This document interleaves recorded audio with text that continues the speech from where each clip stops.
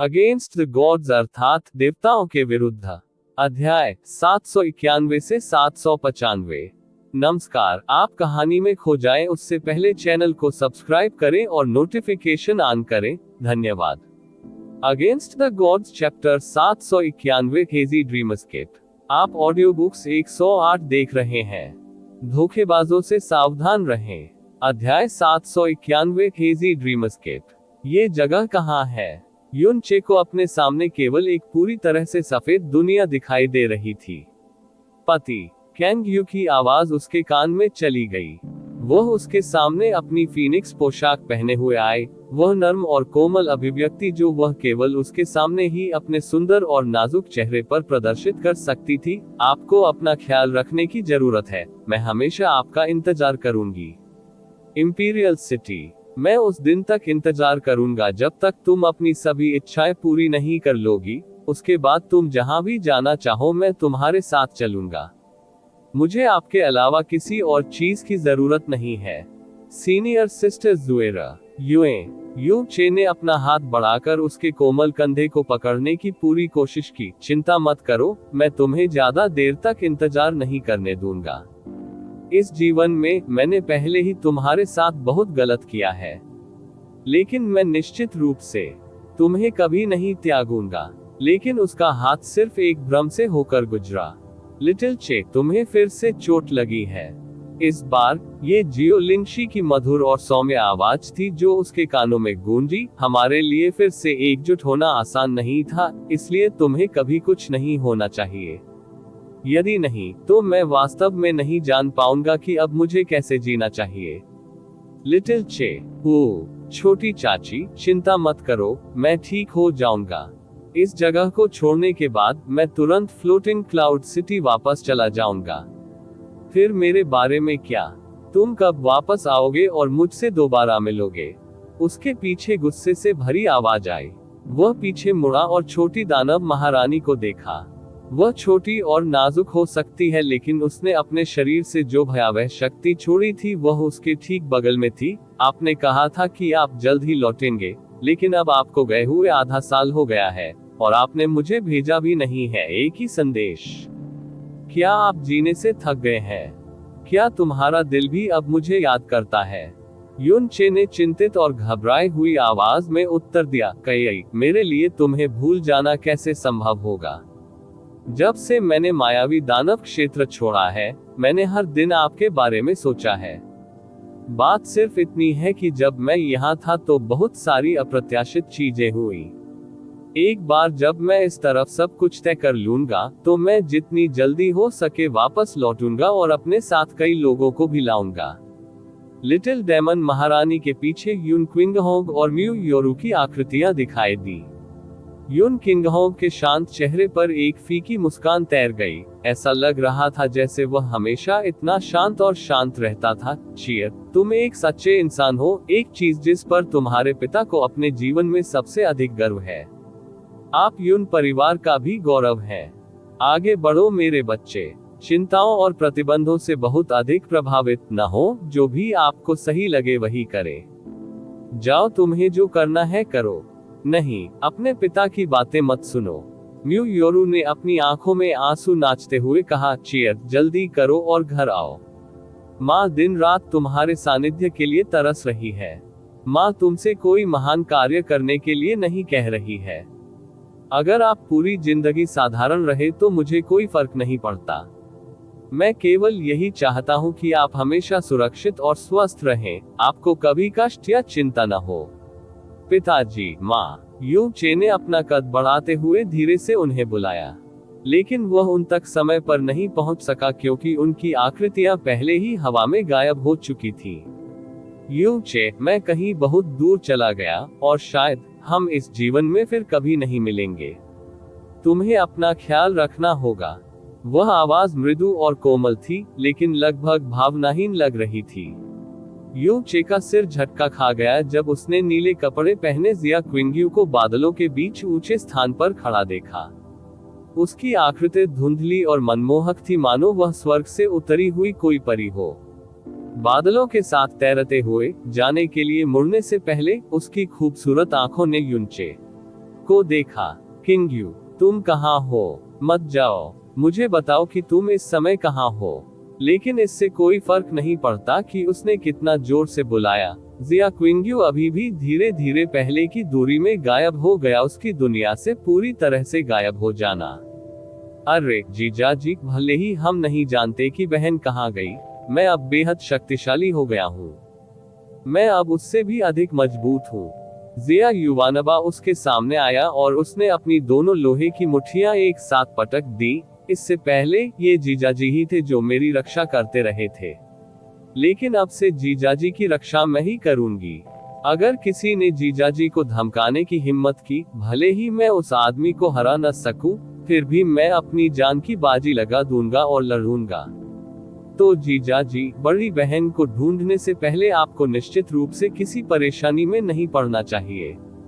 पाह, मेरे कहने का मतलब यह है कि मुझे आशा है कि जीजाजी और बहन हमेशा अच्छे रहेंगे और आप दोनों कभी भी किसी और खतरे में नहीं पड़ेंगे। युवानबा, बड़े भाई यू, मैं आपसे विनती कर रहा हूँ, कृपया सुरक्षित और स्वस्थ वापस आए। जुएर यहाँ आपका इंतजार कर रहा होगा। यदि आप 10 साल तक वापस नहीं आते हैं, तो जुएर यहाँ 10 साल तक इंतजार करेगा। यदि आप कभी वापस नहीं आते हैं, तो जुएर अनंत काल तक आपका साथ देने के लिए यहाँ रहेगा। फैंग जुएर ने अपनी जगह पर घुटने टेक दिए, उसके हाथ आपस में जुड़े हुए थे, उसकी आंखें आंसुओं से चमक रही थी। उसके चेहरी होंठ एक नर्म प्रार्थना बोल रहे थे, जैसे एक दिल दहला देने वाली आभा उससे फैल रही थी। यू चे उत्सुकता से उस ओर दौड़ी जहां वह थी। जुएर, मुझे कुछ नहीं हुआ, मैं अब ठीक हूं और जल्द ही बाहर आऊंगा ताकि आप मुझे फिर से देख सके। जुएर, जुएर, लेकिन फैंग जुएर उसकी आवाज नहीं सुन सका। इससे कोई फर्क नहीं पड़ता कि वह कितनी जोर से चिल्लाया, वह अभी भी अश्रुपूर्ण प्रार्थना में घुटनों के बल बैठी थी। उसकी उदासी और दुख असीमित थे।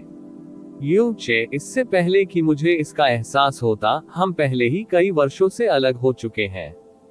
मैं एक सुरक्षित आश्रय में तुम्हारा इंतजार कर रही हूँ और मैंने तुम्हारे लिए एक प्यारी बेटी को भी जन्म दिया है। तो आपने हमें अभी तक क्यों नहीं ढूंढा? अपनी दृष्टि के बिल्कुल किनारे पर उसे एक बर्फीली आकृति दिखाई देती प्रतीत हुई। हालांकि यह केवल उसकी पीठ थी, फिर भी यह हमेशा की तरह स्वप्निल रूप से सुंदर बनी रही। युन चे का दिल इतना उत्तेजित हो गया कि उसने करीब आने की पूरी कोशिश करते हुए अपना सारा नियंत्रण खो दिया। वह जोर से चिल्लाया, छोटी परी, क्या वह आप हैं? आप इस समय कहाँ हैं? जल्दी से मुझे बताओ कि तुम कहाँ हो। कृपया मुझे जवाब दें। इससे पहले कि वह उत्तर की प्रतीक्षा कर पाता, उसकी दृष्टि थोड़ी धुंधली हो गई, जिसके बाद वह आकृति भी पूरी तरह से गायब हो गई। लेकिन उसके ठीक सामने एक ही समय में दो आकृतियां प्रकट हुई। जब युन चे ने उन्हें देखा, तो वह अपनी जगह पर खड़ा रहा और उसने हकलाते हुए जवाब दिया, लिंग। एर, बाईं ओर सु लिंगर खड़ा था। वह दुबली पतली और सुंदर थी, उसने सफेद रेशम के कपड़े पहने हुए थे। उसकी अभिव्यक्ति उदासी की थी और उसकी भौहों के बीच एक शाश्वत उदासी लिखी हुई थी। दाहिनी ओर एक बार फिर सु लिंगर खड़ा था, लेकिन ये युवा लिंगर था। वह 10 साल की थी, उसकी नाजुक विशेषताएं धीरे धीरे अद्भुत परिपक्वता में विकसित हो रही थी।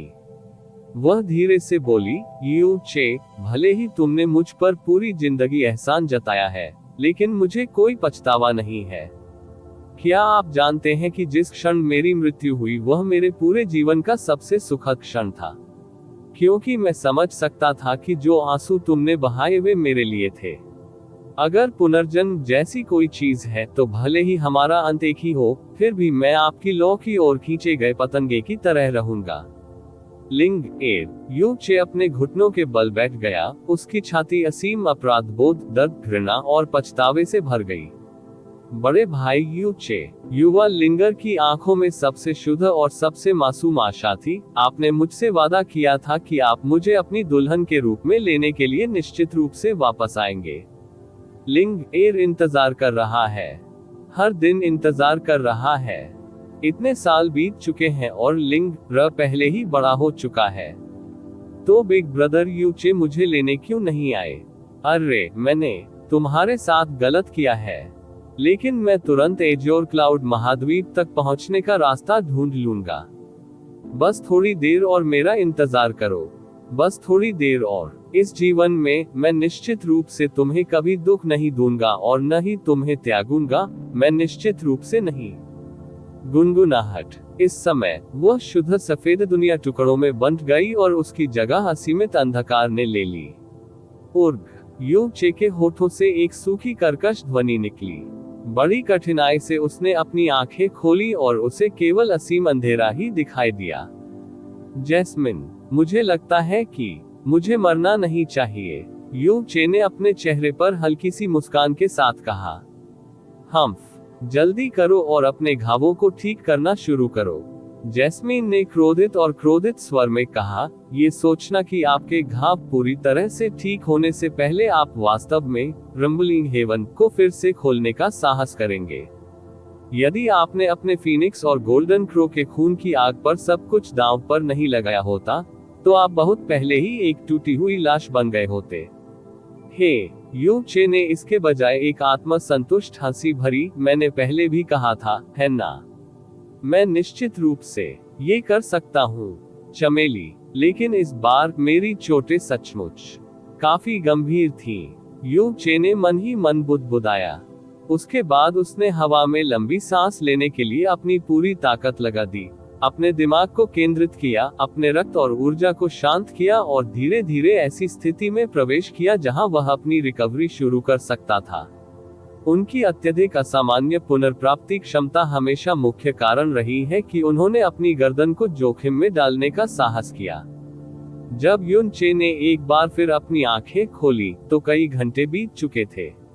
हालांकि न केवल वह अपने पुराने घावों से पूरी तरह उबर नहीं पाया था, बल्कि तब से उसे और भी अधिक चोटें लगी थीं। भले ही यूचे के पास क्रोध देवता की शक्ति और ड्रैगन देवता का शरीर था, फिर भी इतने कम समय में पूरी तरह से ठीक होना उसके लिए निश्चित रूप से असंभव था। लेकिन इन कुछ घंटों के आराम ने उनकी चोटों को स्थिर कर दिया था।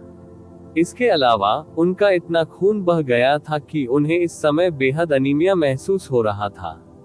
जब उसने अपनी ताकत वापस पाने की कोशिश की तो उसे एक बहुत बड़ी बाधा का भी सामना करना पड़ा। मैंने अभी अपनी लगभग 40% ताकत ही हासिल की है और अगर मैं पूरी तरह से ठीक होना चाहता हूं, तो इसके लिए निश्चित रूप से लंबी अवधि की आवश्यकता होगी। यू चे ने मन ही मन बुदबुदाया। लेकिन कम से कम उसकी शक्ति उसके घावों की तुलना में तेजी से ठीक हो रही थी। आपने एक ही दिन में 2 बार रंबलिंग हेवन का गेट खोला और इससे आपकी गहरी नसें बुरी तरह थक गईं। ये तथ्य कि आप किसी तरह अपनी 40% ताकत पुनः प्राप्त कर सकते हैं, अपने आप में उल्लेखनीय है। भले ही आपके पास ईविल गॉड प्रोफाउंड नसें हों, आपको पूरी तरह से ठीक होने के लिए कम से कम आधे महीने की आवश्यकता होगी, जैस्मीन ने क्रोधित और चिड़चिड़े स्वर में कहा। इसके अलावा आपने अपने फीनिक्स मूल के रक्त और गोल्डन क्रो मूल के रक्त को भी जला दिया। हालांकि कई साल हो गए हैं जब आपने आखिरी बार उन्हें इस तरह जबरन जलाया था, लेकिन जो नुकसान हुआ वह अभी भी बहुत गंभीर था। तो इस आधे महीने के भीतर आपकी फीनिक्स लपटों की शक्ति आधी हो जाएगी और आपकी गोल्डन क्रो लपटों की शक्ति लगभग 30% कम हो जाएगी। इस बार आपने जो कीमत चुकाई है वह बस। जैस्मीन की आवाज बंद हो गई क्योंकि उसके दिल में जटिल भावनाओं ने उसके लिए बोलना मुश्किल कर दिया। युन चे एक बार फिर खड़ा होने से पहले सीधा बैठ गया। इस हरकत से उसके पूरे शरीर पर घाव हो गए जिससे वह फट गया। यह इतना दर्दनाक था कि यू चे मुंह बनाने के अलावा कुछ नहीं कर सकी। उसने अपना हाथ बढ़ाया और उसके ऊपर एक लौ जल उठी। भले ही यह अभी भी गोल्डन क्रो लौ थी, लेकिन इसके विनाश की आभा वास्तव में बहुत कमजोर थी। इससे कोई फर्क नहीं पड़ता, ऐसा नहीं है कि यह हमेशा के लिए ठीक नहीं होगा। इसमें केवल आधा महीना लगेगा। आग की लपटें बुझ गईं, लेकिन युनचे के चेहरे पर अभी भी एक आरामदायक मुस्कान थी। हमने जो परिणाम प्राप्त किया उसकी तुलना में मुझे जो कीमत चुकानी पड़ी वह बहुत ही महत्वहीन थी। बेहोश होने से पहले उसने आकाश विष मोती की शक्ति से पाताल लो को डुमरा फूल की 4 पंखुड़ियों को काटा हुआ महसूस किया था, वरना वह शांति से कैसे बेहोश हो पाता। एक नगण्य कीमत, यह आपके लिए एक महत्वहीन कीमत मानी जाती है। जैस्मिन एक बार फिर क्रोधित हो उठी। क्या ऐसा हो सकता है कि तुम्हें पता ही ना हो कि तुमने क्या सहा? आप अपने शरीर और आत्मा के नष्ट होने से 1 इंच दूर थे। लेकिन सही है, अब आप वास्तव में अभी भी ऐसा महसूस नहीं करते कि यह कुछ खास है। भले ही हमें सर्वोत्तम परिणाम नहीं मिला, फिर भी हम अंत में 4 फूलों की पंखुड़ियां प्राप्त करने में सफल रहे। जहां तक प्रक्रिया की बात है, तो अब हमें इसकी परवाह करने की क्या जरूरत है? युन चे अभी भी प्रसन्नता से मुस्कुरा रहा था, जैसे कि पाताल लोक के उदुम्बरा फूल ने उसके दिल में आतंक की छाया नहीं छोड़ी हो। जैस्मीन, क्या तुम्हें अचानक ऐसा महसूस नहीं होता कि मैं उससे कहीं अधिक अद्भुत हूं जितना तुमने कभी सोचा था? मैंने अभी अभी वह उपलब्धि हासिल की है जिसे करना आपको बिल्कुल असंभव लगता था। तुम वाकई बेवकूफ हो। तुम सबसे बड़े मूर्ख हो। बेवकूफ! जैस्मीन उन्मत्त क्रोध में चिल्लाई। ऐसा लग रहा था जैसे उसे नफरत है कि वह स्काई पॉइजन पल से बाहर नहीं आ सकती और उसे अच्छी तरह से नहीं दे सकती।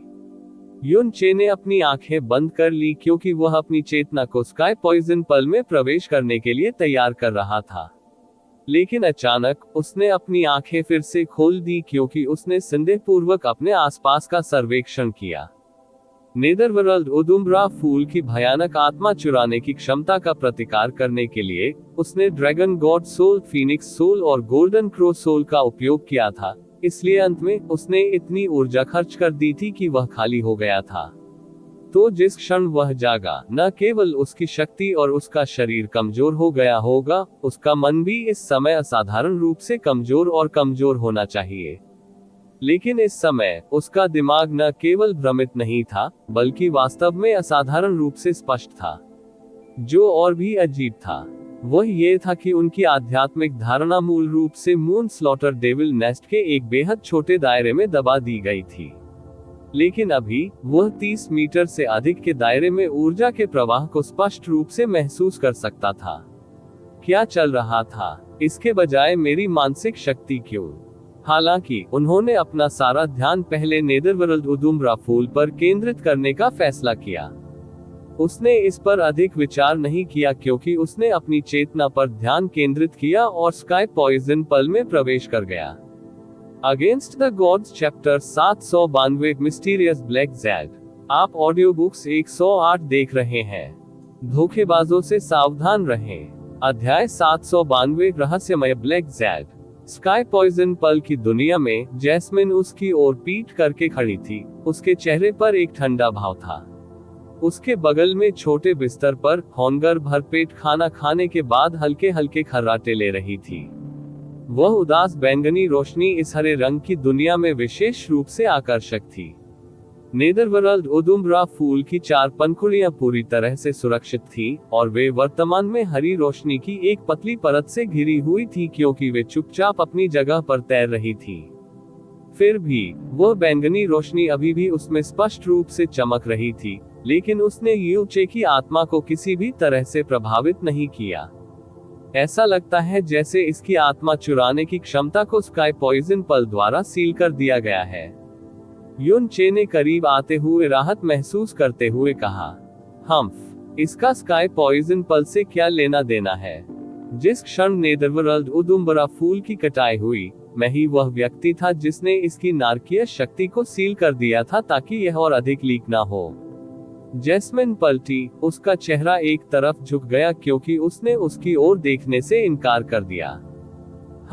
युन चे ने जैस्मीन के छोटे चेहरे को देखा और अपने चेहरे पर हैरान और संदिग्ध भाव दिखाते हुए उससे पूछा, जैस्मीन, तुम्हारी आंखें थोड़ी अजीब लग रही हैं। मुझे ऐसा क्यों लग रहा है कि तुम इससे पहले रो रहे थे? क्या बकवास है? चमेली की प्रतिक्रिया उस बिल्ली की तरह थी जिसकी पूंछ पर पैर रख दिया गया था। रो रही है?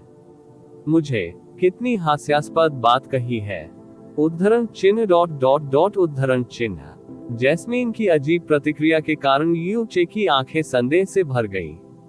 उन्होंने एक बार फिर से नेदरवर्ल्ड उडुम्बरा फूल की ओर अपनी निगाहें डाली और गंभीर आवाज में कहा, एक संप्रभु गहन जानवर के 2 गहरे कोर 35 किलोग्राम से अधिक पर्पल वेन डिवाइन क्रिस्टल, और अब आखिरकार हमारे पास नेदरवर्ल्ड उडुम्बरा फूल भी है। चमेली, तुम्हारी जरूरत की सभी चीजें इकट्ठी हो गई हैं। तो अब आप अपने शरीर को सुधारना शुरू कर सकते हैं, है ना? या क्या आपको अभी भी इसकी आवश्यकता है? क्या कोई अन्य शर्तें पूरी होती हैं, जैसे कि एक निश्चित वातावरण या किसी प्रकार की बाहरी ऊर्जा?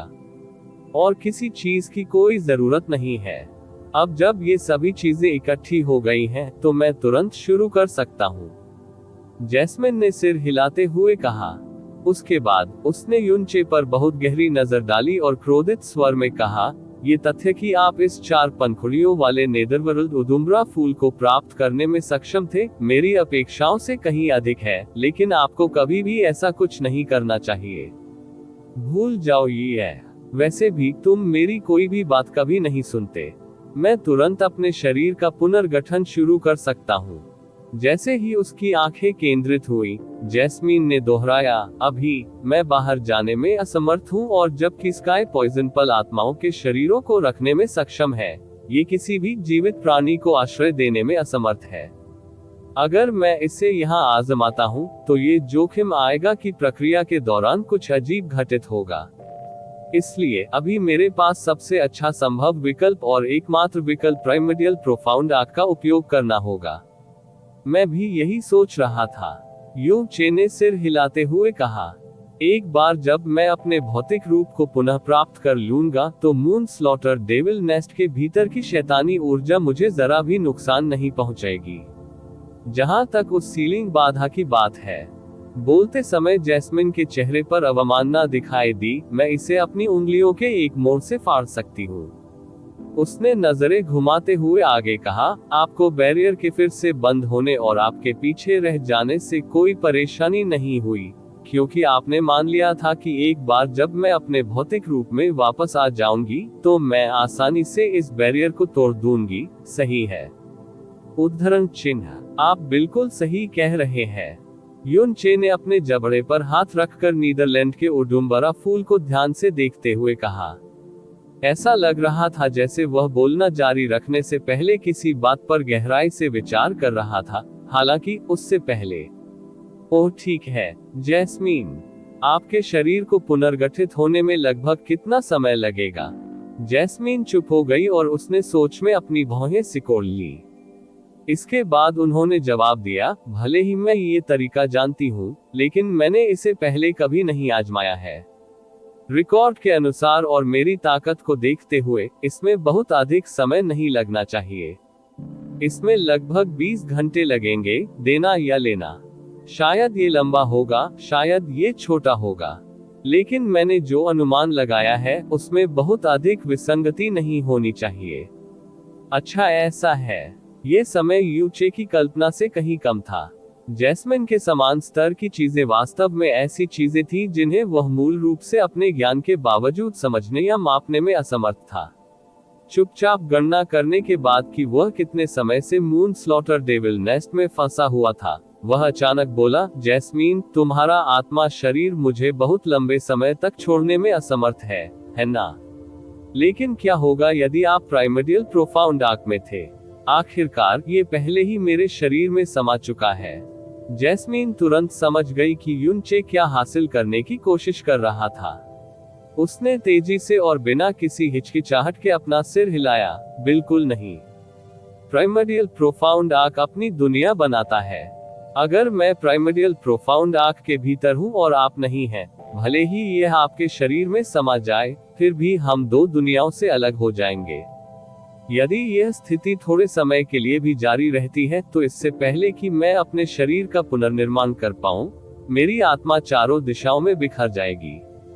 क्या ऐसा हो सकता है कि आप मेरे शरीर का पुनर्निर्माण पूरा होने तक इंतजार नहीं कर सकते और आप मून स्लॉटर डेविल नेस्ट को पहले छोड़ना चाहते हैं? की तरह यू चे ने सिर हिलाते हुए कहा, मैं पहले ही यहाँ 3 दिनों से हूँ। यदि मेरी गणना बहुत दूर नहीं है, तो शैतान तलवार सम्मेलन लगभग 12 से 14 घंटों में शुरू हो जाएगा। अगर मैं अभी बाहर निकल सकता हूँ तो मैं इसे ठीक समय पर बना सकता हूँ। इससे पहले कि मैं अपने शरीर का पुनर्गठन करूं, मैं मून स्लॉटर डेविल नेस्ट में भौतिक रूप से काम नहीं कर पाऊंगा। तो आप बाहर कैसे निकलेंगे? जैसे ही उसने बोलना समाप्त किया, एक विचार कौंधा जैस्मीन के मन में, क्या ऐसा हो सकता है कि आप कोशिश करना चाहें? ठीक है, कम से कम मुझे इसे आजमाना चाहिए। युन चे ने अपने दोनों हाथ आपस में रगड़े, उसके चेहरे पर उत्सुकता भरी अभिव्यक्ति थी। अगर मैं सफल हो सका तो ये स्वाभाविक रूप से बहुत अच्छा होगा। अगर मैं असफल हो गया तो इससे वास्तव में कोई खास फर्क नहीं पड़ेगा। मैं जिस मुख्य उद्देश्य के लिए सुप्रीम ओशन पैलेस आया था वह पहले ही हासिल हो चुका है। डेविल स्वॉर्ड कॉन्फ्रेंस ऐसा कुछ नहीं है जिसमें मुझे लगता है कि मुझे निश्चित रूप से भाग लेने की जरूरत है।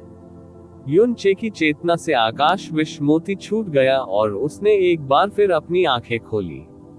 उन्होंने अपने गोल्डन क्रो फ्लेम्स को प्रज्वलित किया और अपने कदमों को आगे बढ़ाने के लिए अग्नि की रोशनी उधार ली।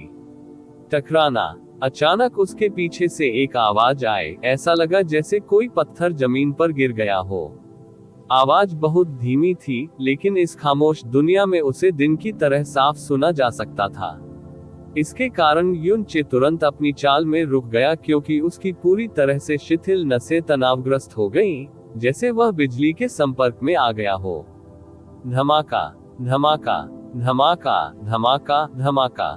कोई सख्त चीज जमीन पर गिरती रही और वह तेज से तेज होती जा रही थी। जैसे ही युन चे ने मुड़ने का फैसला किया, उसने सुना कि अचानक एक बड़ा विस्फोट हुआ जिससे वह जगह हिल गई। टकराना। चिंता मत करो, जैस्मीन ने धीमे स्वर में कहा, यह मून स्लॉटर डेविल नेस्ट के बिल्कुल अंत में स्थित पत्थर की दीवार है जो अंततः ढह रही है। जब आपने मून स्लॉटर डेविल सॉवरेन को नष्ट कर दिया तो आपके हमले की अधिकांश ऊर्जा उस दीवार पर विस्फोटित हो गई थी। हालांकि तब ये नहीं गिरा था और इसमें कई दरारें पड़ गई थी, लेकिन मैंने नहीं सोचा था कि यह अब वास्तव में ढह जाएगा। आह, तो यह वही था। युन चे ने राहत की हल्की सांस लेते हुए कहा, जाओ देख लो। जैस्मीन ने अचानक कहा, वह मून स्लॉटर डेविल नेस्ट के बिल्कुल अंत में पत्थर की दीवार है। अब जब यह धंस गया है तो बहुत संभव है कि इसके पीछे कोई और दुनिया हो। यू चे निर्देशानुसार आगे बढ़े, उनके कदम असाधारण रूप से सतर्क थे। उसी समय उसने गोल्डन क्रो की लपटों को और भी अधिक तीव्रता से जलाने का कारण बना दिया, क्योंकि उन्होंने उसकी दृष्टि की त्रिज्या को थोड़ा बढ़ा दिया था। क्रंच। जैसे ही उसने जमीन पर बिखरी किसी चीज पर पैर रखा तो एक हल्की सी आवाज आई। युन चे ने तेजी से अपने पैरों के नीचे जो कुछ था उस पर ध्यान केंद्रित किया और वह ये देखकर आश्चर्यचकित रह गया कि उसने काली राख के ढेर पर कदम रखा था। गोल्डन क्रो की लपटों द्वारा चंद्रमा वध करने वाले शैतान सॉवरेन के शरीर को जला देने के बाद यही बचा था, लेकिन उसका केवल एक हिस्सा ही राख बना था। कुछ ऐसा भी था जिसे गोल्डन क्रो की लपटें भस्म नहीं कर सकी। वह चट्टान की तरह कठोर और ठोस था। युन चे ने इस पर कोई ध्यान नहीं दिया और आगे बढ़ता रहा। वह बहुत तेजी से उस बिंदु पर पहुंच गया जहां उसकी आंख की रोशनी गहरे काले मलबे के ढेर पर चमक रही थी। युन चे ने अपना हाथ बाहर निकाला और अपने हाथ में मौजूद गोल्डन क्रो की लपटों को आगे बढ़ाया। जैसे ही आग की लपटें जमीन को छूने लगी, वे और भी तेज चमक उठी, जिससे आगे का रास्ता पूरी तरह से रोशन हो गया। मून स्लॉटर डेविल नेस्ट के अंत में मौजूद गहरे काले पत्थर की दीवार का आधा हिस्सा ढह गया था। बिखरे हुए पत्थर जमीन पर बिखर गए थे। उस दीवार के पार एक काला छेद था जिससे गहरी खाई का एहसास हो रहा था। गोल्डन क्रो की आग की लपटें जो उसने दीवार के पास फेंकी, उसने स्पष्ट रूप से उस ब्लैक होल की पूरी रूपरेखा को रोशन कर दिया। लेकिन वह केवल एक भयानक स्याह अंधेरा देख सकता था जो परे फैला हुआ था। वह बिल्कुल भी नहीं देख पा रहा था कि अंदर क्या है। गोल्डन क्रो की लपटें ब्लैक होल के ठीक बगल में थी, लेकिन उनकी रोशनी उसके अंदरूनी हिस्से में प्रवेश नहीं कर सकी। युन चे को ऐसा लग रहा था कि अगर कोई कल्पना कर सकता है कि सबसे तेज रोशनी भी उस पत्थर की दीवार के पीछे की दुनिया के संपर्क में आती है, तो वह एक पल में निगल जाएगी। अर्थात उस दीवार के पीछे एक और आयाम प्रतीत होता है। यू चे ने धीमी आवाज में कहा और उसने पाया कि वह अनजाने में अपनी सांसें रोक रहा था। उसे अचानक कुछ ख्याल आया। वह इसे ब्लास्ट करने में सक्षम था। पत्थर की दीवार तब खुली जब उसने खुद को अपनी सीमा तक धकेल दिया था, लेकिन चंद्रमा वध शैतान संप्रभु की ताकत को देखते हुए शायद उसे लंबे समय की आवश्यकता होगी, लेकिन निश्चित रूप से उसके पास इसे विस्फोट से खोलने की क्षमता भी थी। लेकिन उसकी तलवार के प्रहार से पहले ये पत्थर की दीवार स्पष्ट रूप से पूरी तरह से अछूती थी।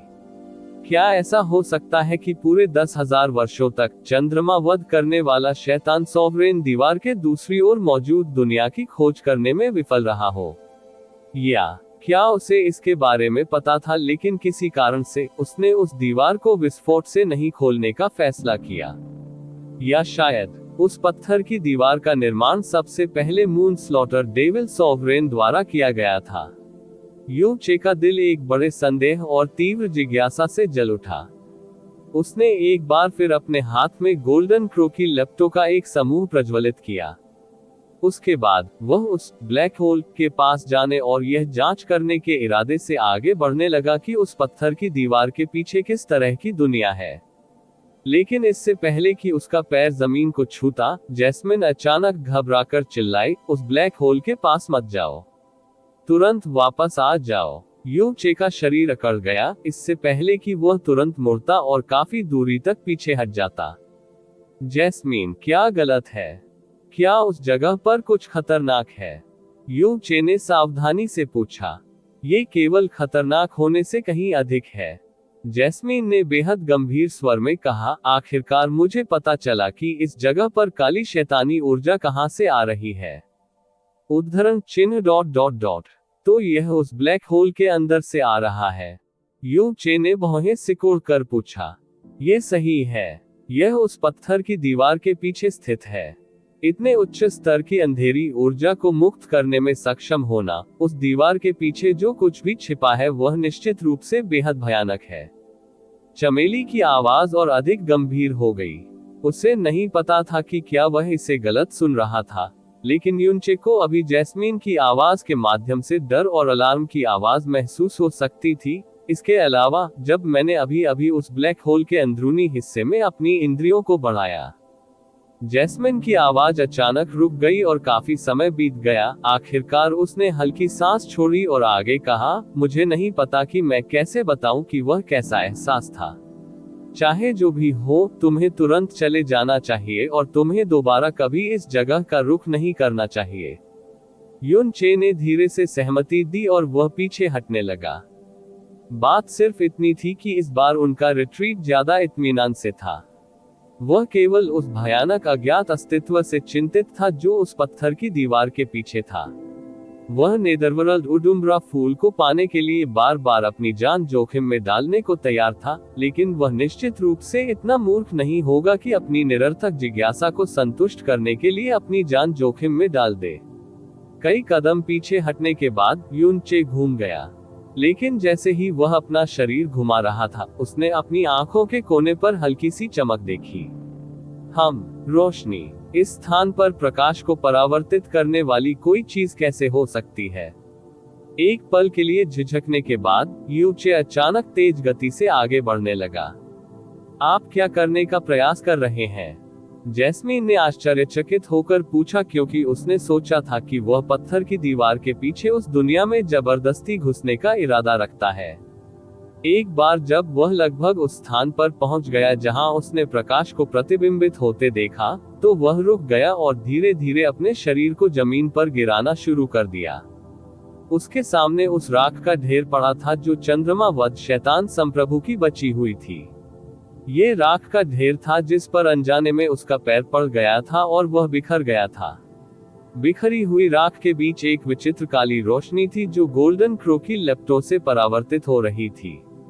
युन चे ने अपना हाथ बढ़ाया और उस वस्तु की ओर बढ़ा जो प्रकाश से चमक रही थी। उसे राख के ढेर से निकाल लिया। ये काले जैड का एक गोल टुकड़ा था जो उसकी हथेली में बिल्कुल फिट बैठता था।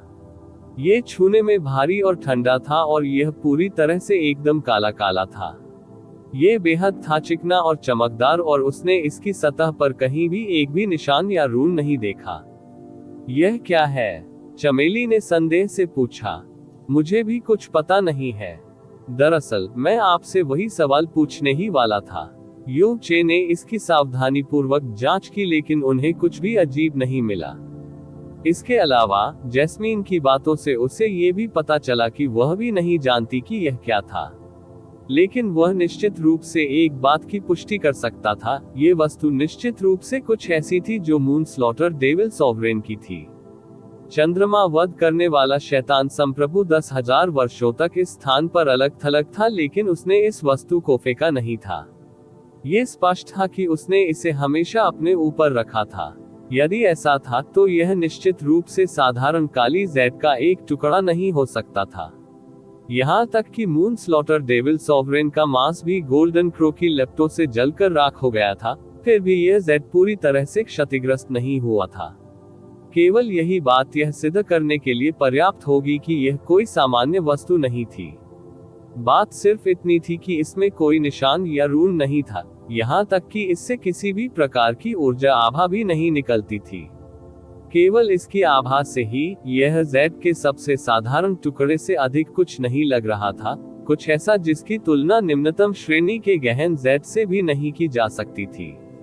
जैस्मीन, क्या तुम इसके बारे में कुछ खास महसूस कर सकती हो? युन चे ने काली जेड को अपनी आंखों के और भी करीब ला लिया क्योंकि वह इसके बारे में कुछ जानने का प्रयास कर रहा था। उद्धरण चिन्ह ... आप इसमें अपनी गहन ऊर्जा डालने का प्रयास क्यों नहीं करते? चमेली ने पूछा। ठीक है।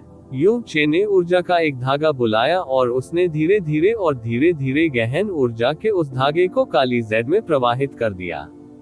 तुरंत उसके चेहरे पर गहरा सदमा नजर आया। अपने हाथ के एक झटके से उसने काली जेड में गहन ऊर्जा का और भी मजबूत धागा भेज दिया और उसका चेहरा और भी स्तब्ध और चकित हो गया। क्या हो रहा है? उसकी अभिव्यक्ति से जैस्मीन की भौहें तन गई क्योंकि उसने तुरंत उससे एक प्रश्न पूछा। ये गायब हो गया। युन चे अभी भी अविश्वास से उसकी हथेली को देख रहा था। गहरी ऊर्जा के दो धागे जो उसने काले जेड के इस टुकड़े में डाले थे, समुद्र में पानी की एक बूंद की तरह गायब हो गए थे।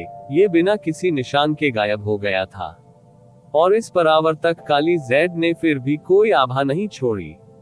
यह ऐसा था मानो गहन ऊर्जा के दो धागे किसी अथाह खाई में समा गए हों और इस धरती से हमेशा के लिए गायब हो गए हों। गायब हुआ। जैस्मीन की अभिव्यक्ति यू चे की तरह ही हैरान करने वाली थी। धीमी आवाज में बोलने से पहले उसने कुछ देर इसके बारे में सोचा। चूंकि यह कुछ ऐसा था जो चंद्रमा वध शैतान संप्रभु से संबंधित था, तो यह अत्यधिक संभावना है कि यह शैतानों के स्तर पर कुछ है। इसके रहस्यों को कोई भी सामान्य शक्ति इतनी आसानी से नहीं जान पाएगी। लेकिन अभी इसके बारे में ज्यादा गहराई से मत सोचो और इसे कुछ समय के लिए अलग रख दो, ये भविष्य में काम आ सकता है। फिलहाल बेहतर होगा कि आप अपनी ऊर्जा और ध्यान इस जगह से भागने का तरीका सोचने पर केंद्रित करें। देवताओं के विरुद्ध अध्याय 793 विशाल बर्फ की ज्वाला। आप ऑडियो बुक्स 108 देख रहे हैं। धोखेबाजों से सावधान रहें। अध्याय 793 विशाल बर्फ की ज्वाला। युन चे सबसे पहले उस स्थान पर आए जो मून स्लॉटर डेविल नेस्ट के निकास के ठीक सामने था। वह बैरियर के सामने खड़ा था और उसकी दोनों भुजाओं से गहन ऊर्जा की दो धाराएं एक साथ निकल रही थी। उसके बाएं हाथ के चारों ओर आग की लपटें भड़क उठी, जबकि बर्फ का क्रिस्टल उसके दाहिने हाथ में जमा हो गया। लाल रंग की गहरी रोशनी और बर्फीली नीली गहरी रोशनी तेजी से उसकी भुजाओं के बीच इकट्ठा हो रही थी, जैसे वे बाहर की ओर फैल रही थी। उसके बाद उसने अपनी आंखें बंद कर ली और अपने दिमाग पर ध्यान केंद्रित किया। उसकी दुष्ट ईश्वर की गहन ऊर्जा प्रसारित हुई क्योंकि उसने धीरे धीरे इन दोनों परस्पर प्रतिकारक शक्तियों को एक साथ मिला दिया। 3 दिन पहले वो जानबूझकर मून स्लॉटर डेविल नेस्ट में रुक गया था, जो एक बेहद मजबूत पृथक अवरोधक से घिरा हुआ था। भले ही इस बाधा को प्रोफाउंड में सबसे मजबूत बाधा के रूप में जाना जाता था। स्काई कॉन्टिनेंट और यहाँ तक कि 4 पवित्र गुरुओं की शक्तियां मिलकर भी इसे तोड़ने में सक्षम नहीं होंगी। उसकी बर्फ की लपटें कुछ ऐसी थी जो इस दुनिया के नियमों और सिद्धांतों का उल्लंघन करती थी। वास्तव में ये कुछ ऐसा था जिसे स्वर्ग विरोधी अस्तित्व भी कहा जा सकता है।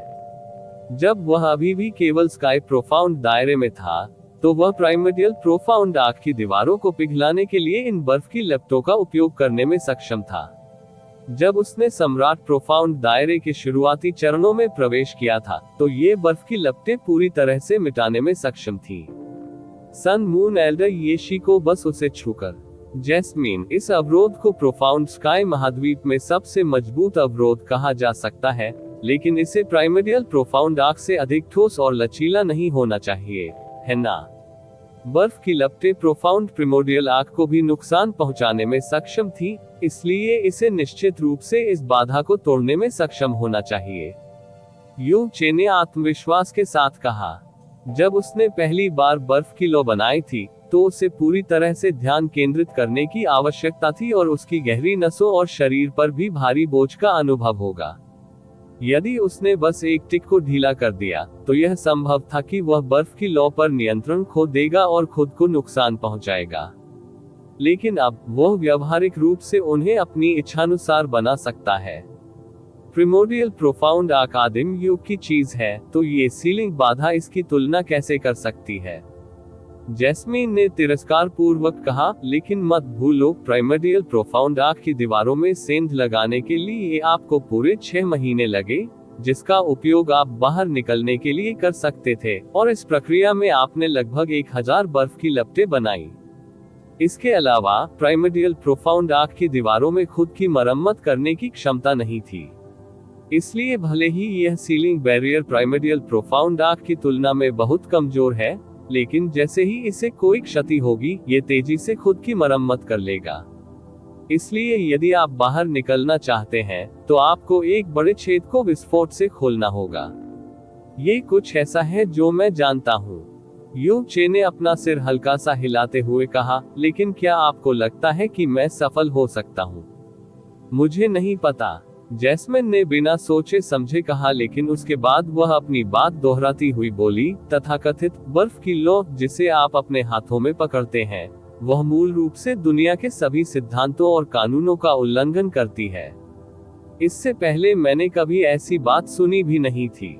इसके अलावा मैं हमेशा ये समझ पाने में असमर्थ था कि यह शक्ति के किस प्रकार के सिद्धांतों पर काम करता है, और इसकी ताकत भी कुछ ऐसी है जिसे मैं समझ नहीं सकता। या शायद इसमें ऐसा कुछ भी नहीं है जिसे शक्ति के रूप में अवधारणाबद्ध किया जा सके। पारंपरिक ज्ञान या सामान्य ज्ञान का उपयोग करके यह अनुमान लगाना संभव नहीं है कि यह क्या कर सकता है। आधे साल पहले फ्रोजन क्लाउड एसगार्ड में सन मून डिवाइन हॉल के उस बुजुर्ग ने केवल बर्फ की लौ को छुआ था, लेकिन वह कोई प्रतिरोध भी नहीं कर सका, क्योंकि उसे इस हद तक जला दिया गया था कि उसकी हड्डियां भी पिघल गई थीं। वह परिणाम कुछ ऐसा था जो पूरी तरह से मेरी अपेक्षाओं से बढ़कर था। आज मैं स्वाभाविक रूप से कुछ भी निर्णायक कहने में असमर्थ हूँ, आपको बस इसे आजमाकर पता लगाना होगा। ठीक है, चलो इसे एक बार आजमाएं। इससे पहले कि यू चे की भुजाएं पीछे हटती, उसने धीरे से उन्हें आगे की ओर धकेल दिया। इसने बर्फ की लौ को अलगाव बाधा के खिलाफ भी धकेल दिया। बर्फ की लपटों की विनाशकारी शक्ति निस्संदेह भयानक थी, और यू चे को यकीन था कि अगर वे उनके संपर्क में आए तो वे 4 डरे हुए मास्टर्स में से एक को भी गंभीर रूप से घायल करने में सक्षम होंगे। लेकिन बर्फ की लौ बनाने के लिए न केवल उसे ध्यान केंद्रित करने की आवश्यकता थी, बल्कि इसमें बहुत समय भी लगा। उन्हें संभालने में भी उन्हें बेहद सावधानी बरतनी पड़ती थी। जब उसने उसे बाहर फेंका तो उसने बहुत अधिक बल प्रयोग करने का साहस भी नहीं किया। इसलिए जबकि यह हत्याओं में उपयोगी था, वास्तविक युद्ध में यह अनुपयोगी था। अन्यथा यदि बर्फ की लौ को उसकी अन्य सभी लपटों की तरह आसानी से आकर्षित किया जा सकता है और पूरी ताकत के साथ बाहर निकाला जा सकता है, तो वह निश्चित रूप से पूरे पवित्र मैदान को रौंद सकता है, घूमते हुए दुनिया की परवाह किए बिना गहरा आकाश महाद्वीप। बैरियर के संपर्क में आते ही बर्फ की लौ बिना आवाज के जलने लगी। बर्फ की लौ का जलना हमेशा से ही पूरी तरह शांत था। इस बार कोई अपवाद नहीं था। बची हुई रोशनी के तहत युनचे ने बर्फ की लौ को तुरंत उस अविश्वसनीय रूप से लचीले अलगाव अवरोध में एक गोल छेद को जलाते हुए देखा, जो पूरे 10,000 वर्षों से अस्तित्व में था। यह ऐसा था मानो रेशमी कपड़े में छेद कर दिया गया हो। ये छेद केवल उसकी हथेली के आकार का था, लेकिन जैसे जैसे बर्फ की लौ बैरियर को खाती रही, वह छेद और भी गहरा होता गया।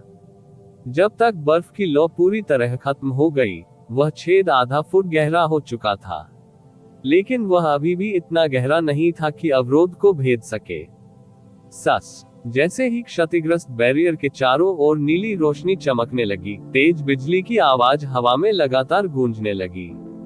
जैसे ही अवरोध पानी की तरह तरंगित होने लगा, सभी दिशाओं से ऊर्जा बाहर आने लगी। एक सांस के बाद लहरें शांत हो गई थीं और बर्फ की लौ से फूटा हुआ छेद पूरी तरह से गायब हो गया था। वह उस क्षति का एक भी निशान नहीं देख सका जो पहले हुई थी। युचे बैरियर के बाहर। ज़ुएर, आप पहले शाही पिता के साथ क्यों नहीं लौटते? शाही पिता निश्चित रूप से इस जगह पर 24 घंटे निगरानी रखने के लिए लोगों को नियुक्त करेंगे। जैसे ही कोई हलचल होगी, मैं तुरंत आपको सचेत कर दूंगा। क्या ये ठीक है? फैंग हिनकोंग ने अपनी बेटी को दर्द भरी आंखों से देखा और उसे समझाने की पूरी कोशिश की।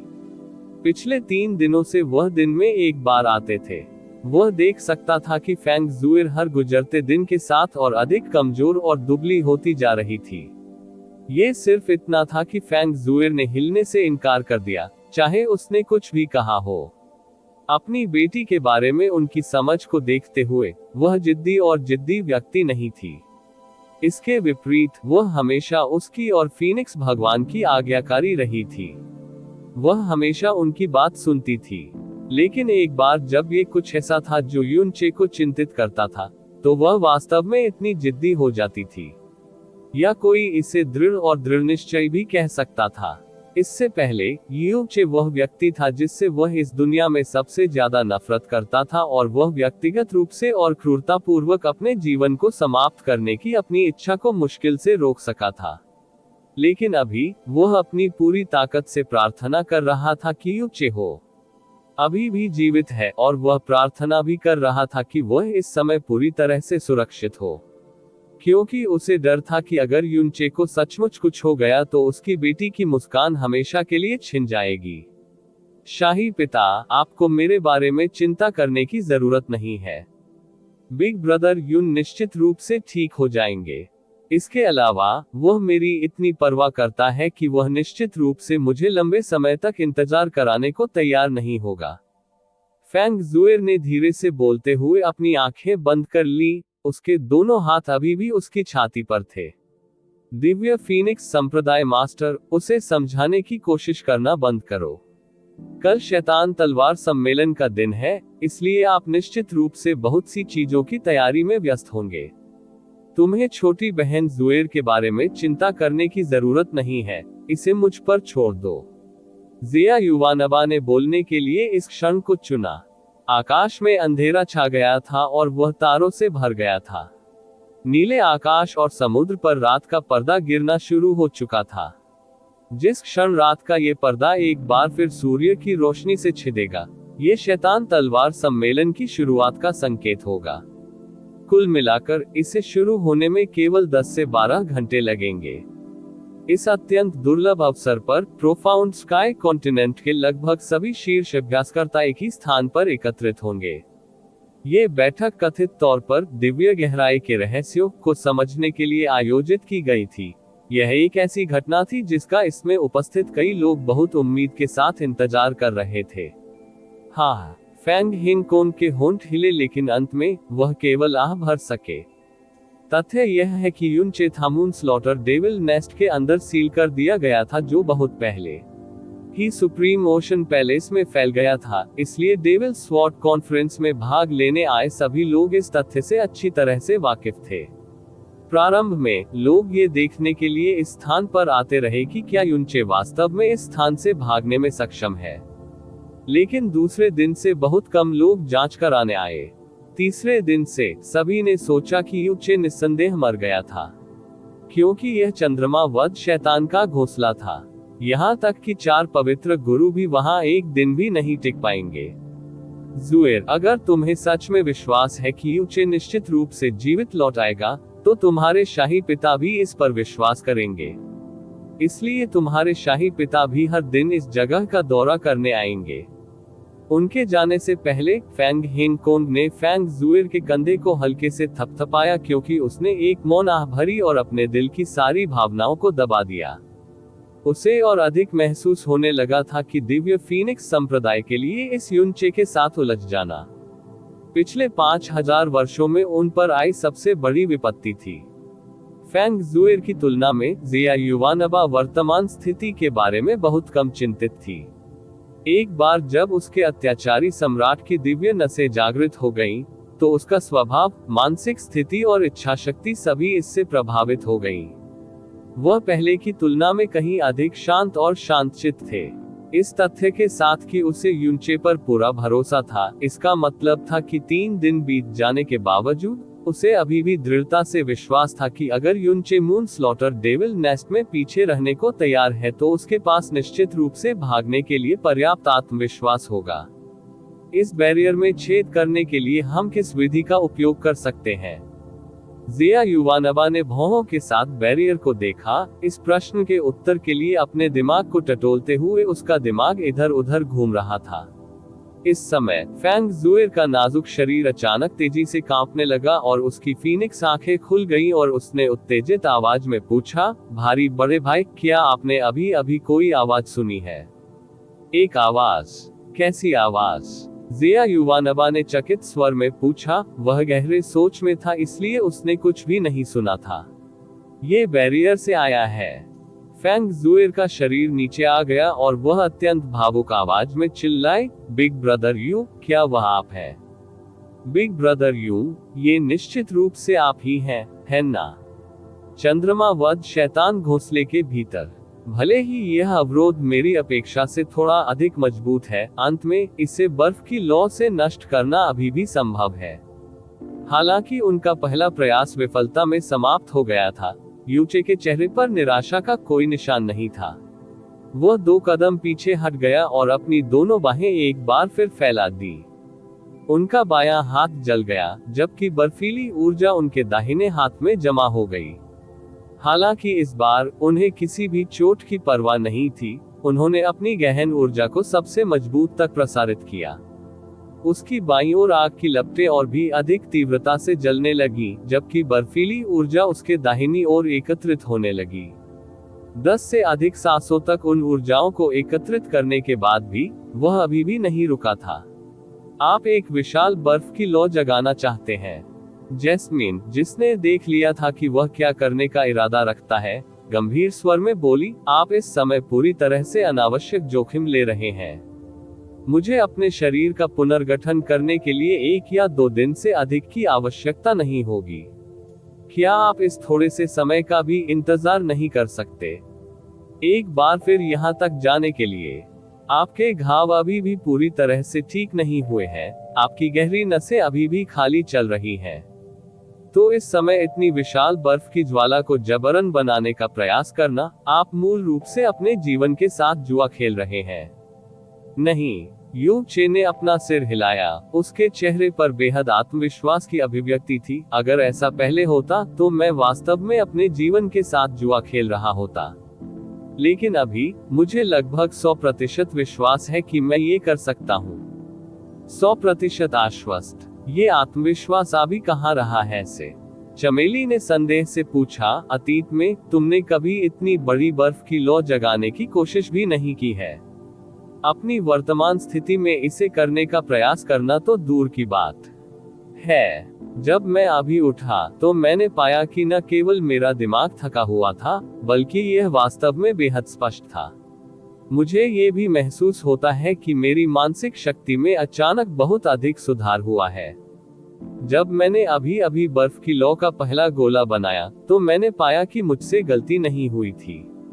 मुझे लगी गंभीर चोटों और मेरी गहन शक्ति पर मौजूदा बाधा के बावजूद, क्या आपको यह एहसास नहीं हुआ कि बर्फ की लौ पैदा करने में जो समय लगा वह सामान्य से भी तेज था? उद्धरण चिन्ह ... मुझे ये भी अजीब लगा कि जागने के बाद आपका सिर जरा भी भारी महसूस नहीं हो रहा था, जैस्मीन ने कहा और एक पल के लिए सोच में पड़ गई। उसके बाद वह धीमी आवाज में खुद से बोली, क्या ऐसा हो सकता है कि शक्ति चुराने वाली उस बेहद यातनापूर्ण आत्मा को सहने के बाद उसकी आत्मा वास्तव में एक नए स्तर पर पहुंच गई हो? या क्या ऐसा है कि dragon god soul, phoenix soul और गोल्डन क्रो सोल अब उसकी आत्मा के साथ और भी मजबूती से बंधे हुए थे? या ऐसा हो सकता है कि ये दोनों चीजें घटित हुई हो? अतीत में जब भी मैंने थोड़ी बड़ी बर्फ की लौ बनाने की कोशिश की तो मेरे दिल में अनजाने में आत्मसंदेह प्रकट हो गया, जबकि मेरे दिमाग में चेतावनी की घंटियां बजने लगी। इससे मुझे ऐसा महसूस होने लगा कि मेरे सफल होने की कोई संभावना नहीं है, और अगर मैंने इस मुद्दे को थोपने की कोशिश की तो इससे मेरे लिए विनाशकारी परिणाम ही होंगे। लेकिन इस बार, भले ही मैं अभी भी स्पष्ट रूप से आहत हूँ, मुझे किसी खतरे या आत्मसंदेह की कोई भावना महसूस नहीं हो रही है। इसके विपरीत मेरा दिल शांत और संयमित है। यू चे ने अपने दोनों हाथ पीछे खींचने से पहले एक गहरी सांस ली और धीरे धीरे बेहद तीव्र और मजबूत आग और बर्फ की ऊर्जा को एक साथ लाया और उन्हें विलीन करना शुरू कर दिया। 15 मिनट बीत गए, आधा घंटा बीत गया। ये प्रक्रिया 45 मिनट बीतने के बाद ही समाप्त हुई थी। युन चे ने अपनी आंखें खोली और एक बर्फीली नीली लौ जो 1.5 फुट लंबी थी, चुपचाप उसकी हथेली के केंद्र में जल गई। ऐसा सोचने के लिए चमेली ने हल्की सी सांस ली। नेदरवर्ल्ड उदुम्बरा फूल ने न केवल आपकी आत्मा को कोई स्थायी नुकसान नहीं पहुंचाया, बल्कि अंत में इसने वास्तव में इसे शक्ति का एक बड़ा बढ़ावा दिया। तुम सचमुच एक सन की हो। यू चे की छाती तेजी से उठी और गिरी। उसका माथा ठंडे पसीने से लथपथ था, लेकिन उसकी अभिव्यक्ति तीव्र उत्तेजना की थी। एक लौ जो केवल 1.5 फुट लंबी थी, पूरी तरह से महत्वहीन और दयनीय थी अगर ये सामान्य गहरी लपटें थी जिनके बारे में हम बात कर रहे थे। लेकिन जब बर्फ की लपटों की बात आई तो ये बेहद भयावह धारणा थी। भले ही यह यूचे की हथेलियों के बीच में चुपचाप जल रहा था, केवल यूचे को पता था कि भले ही उसने अभी अभी ये लौ बनाई थी, लेकिन वह पहले से ही उन पर नियंत्रण खोना शुरू कर रहा था। इस बार मैं निश्चित रूप से इस बाधा को ध्वस्त करने में सक्षम होने जा रहा हूँ। युन चे ने सावधानी से अपने हाथ आगे बढ़ाते हुए खुद से बुदबुदाया। देवताओं के विरुद्ध अध्याय 794। जैस्मीन ने अपने शरीर का पुनर्निर्माण किया। आप ऑडियो बुक्स 108 देख रहे हैं।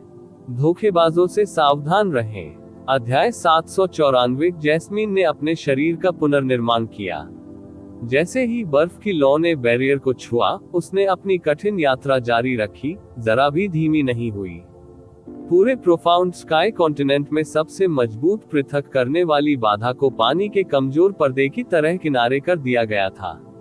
ऐसा लग रहा था जैसे कोई प्रचंड ज्वाला ठंडी बर्फ को छू रही हो, क्योंकि पलक झपकते ही बैरियर में एक बड़ा छेद हो गया था।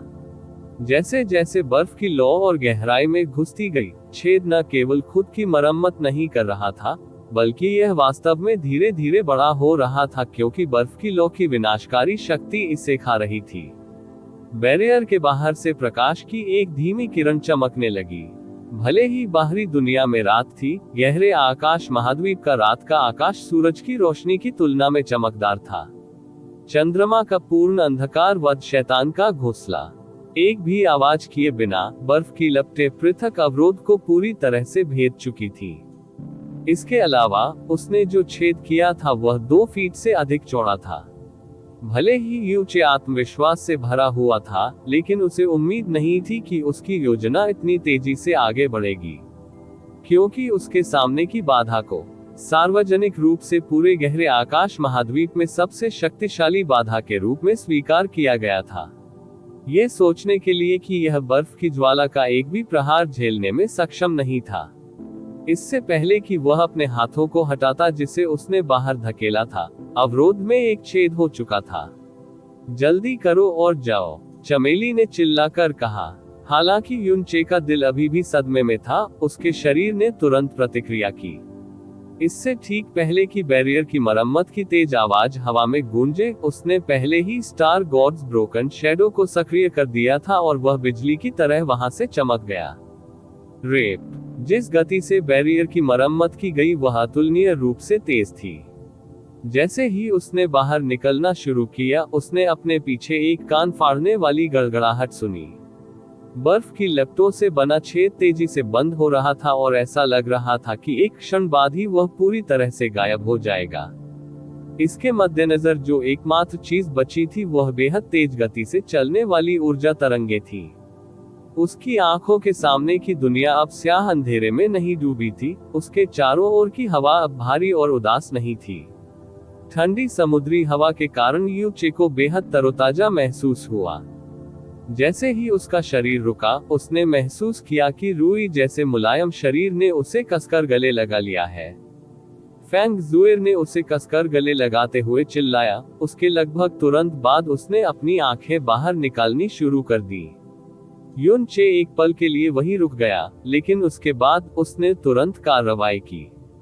फैंग जुएर पिछले कुछ दिनों से अपनी वापसी के इंतजार में यहीं रुका होगा, बिल्कुल वैसा ही जैसा उसने उस स्वप्निल वंडरलैंड में देखा था। उसने फैंग जुएर को कसकर गले लगाया और धीरे से उससे फुसफुसाया, जुएर, मुझे क्षमा करे। पिछले कुछ दिनों से मैंने तुम्हें चिंता में डाल दिया है। फैंग जुएर उसकी छाती पर झुक गई और उसने रोते हुए अपना सिर हिलाया। जब तक बिग ब्रदर युन ठीक है तब तक सब ठीक है। मुझे पता था कि बिग ब्रदर युन निश्चित रूप से इसे एक टुकड़े में बाहर कर देगा। जीजा जी, ये तो बहुत बढ़िया है। जिया युवानबा दौड़कर आया था, उसका चेहरा उत्तेजना से लाल हो गया था। वह इतना भावुक था कि मुश्किल से बोल पा रहा था। इस समय उसकी अभिव्यक्ति अचानक बदल गई और वह उत्सुकता से चिल्लाया, जीजा जी, आपको चोट लगी है। युचे की आभा पतली और उथली थी और उसका चेहरा चादर की तरह सफेद था। उसकी आभा सामान्य से आधी मजबूत थी और जिया युवानबा को उससे बहते खून की गंध स्पष्ट रूप से महसूस हो रही थी। साफ था कि उन्हें बेहद गंभीर आंतरिक और बाहरी चोटें लगी थी और उनका काफी खून भी बह गया था। आह! फैंग जुएर घबराकर चिल्लाए, उसका खूबसूरत चेहरा युचे की छाती से झटके से उछल रहा था। अभी उसने देखा कि उसकी आभा कमजोर और अव्यवस्थित थी और उसका शरीर घावों से ढका हुआ था। वह उसके चेहरे पर कुछ घाव भी देख सकती थी जो अभी तक पूरी तरह से ठीक नहीं हुए थे। बड़े भाई यू, आप चिंता मत करो। युनचे अपना हाथ हिलाते हुए मुस्कुराया। उनकी अभिव्यक्ति पूरी तरह से सहज और लापरवाह थी और उन्होंने आगे कहा, मैं मून स्लॉटर डेविल नेस्ट में कुछ दुर्घटनाओं का शिकार हुआ, इसलिए मुझे कुछ चोटें आईं। लेकिन आप दोनों को अच्छी तरह से पता होना चाहिए कि इस बार चोटों से मुझ पर कोई असर नहीं पड़ेगा।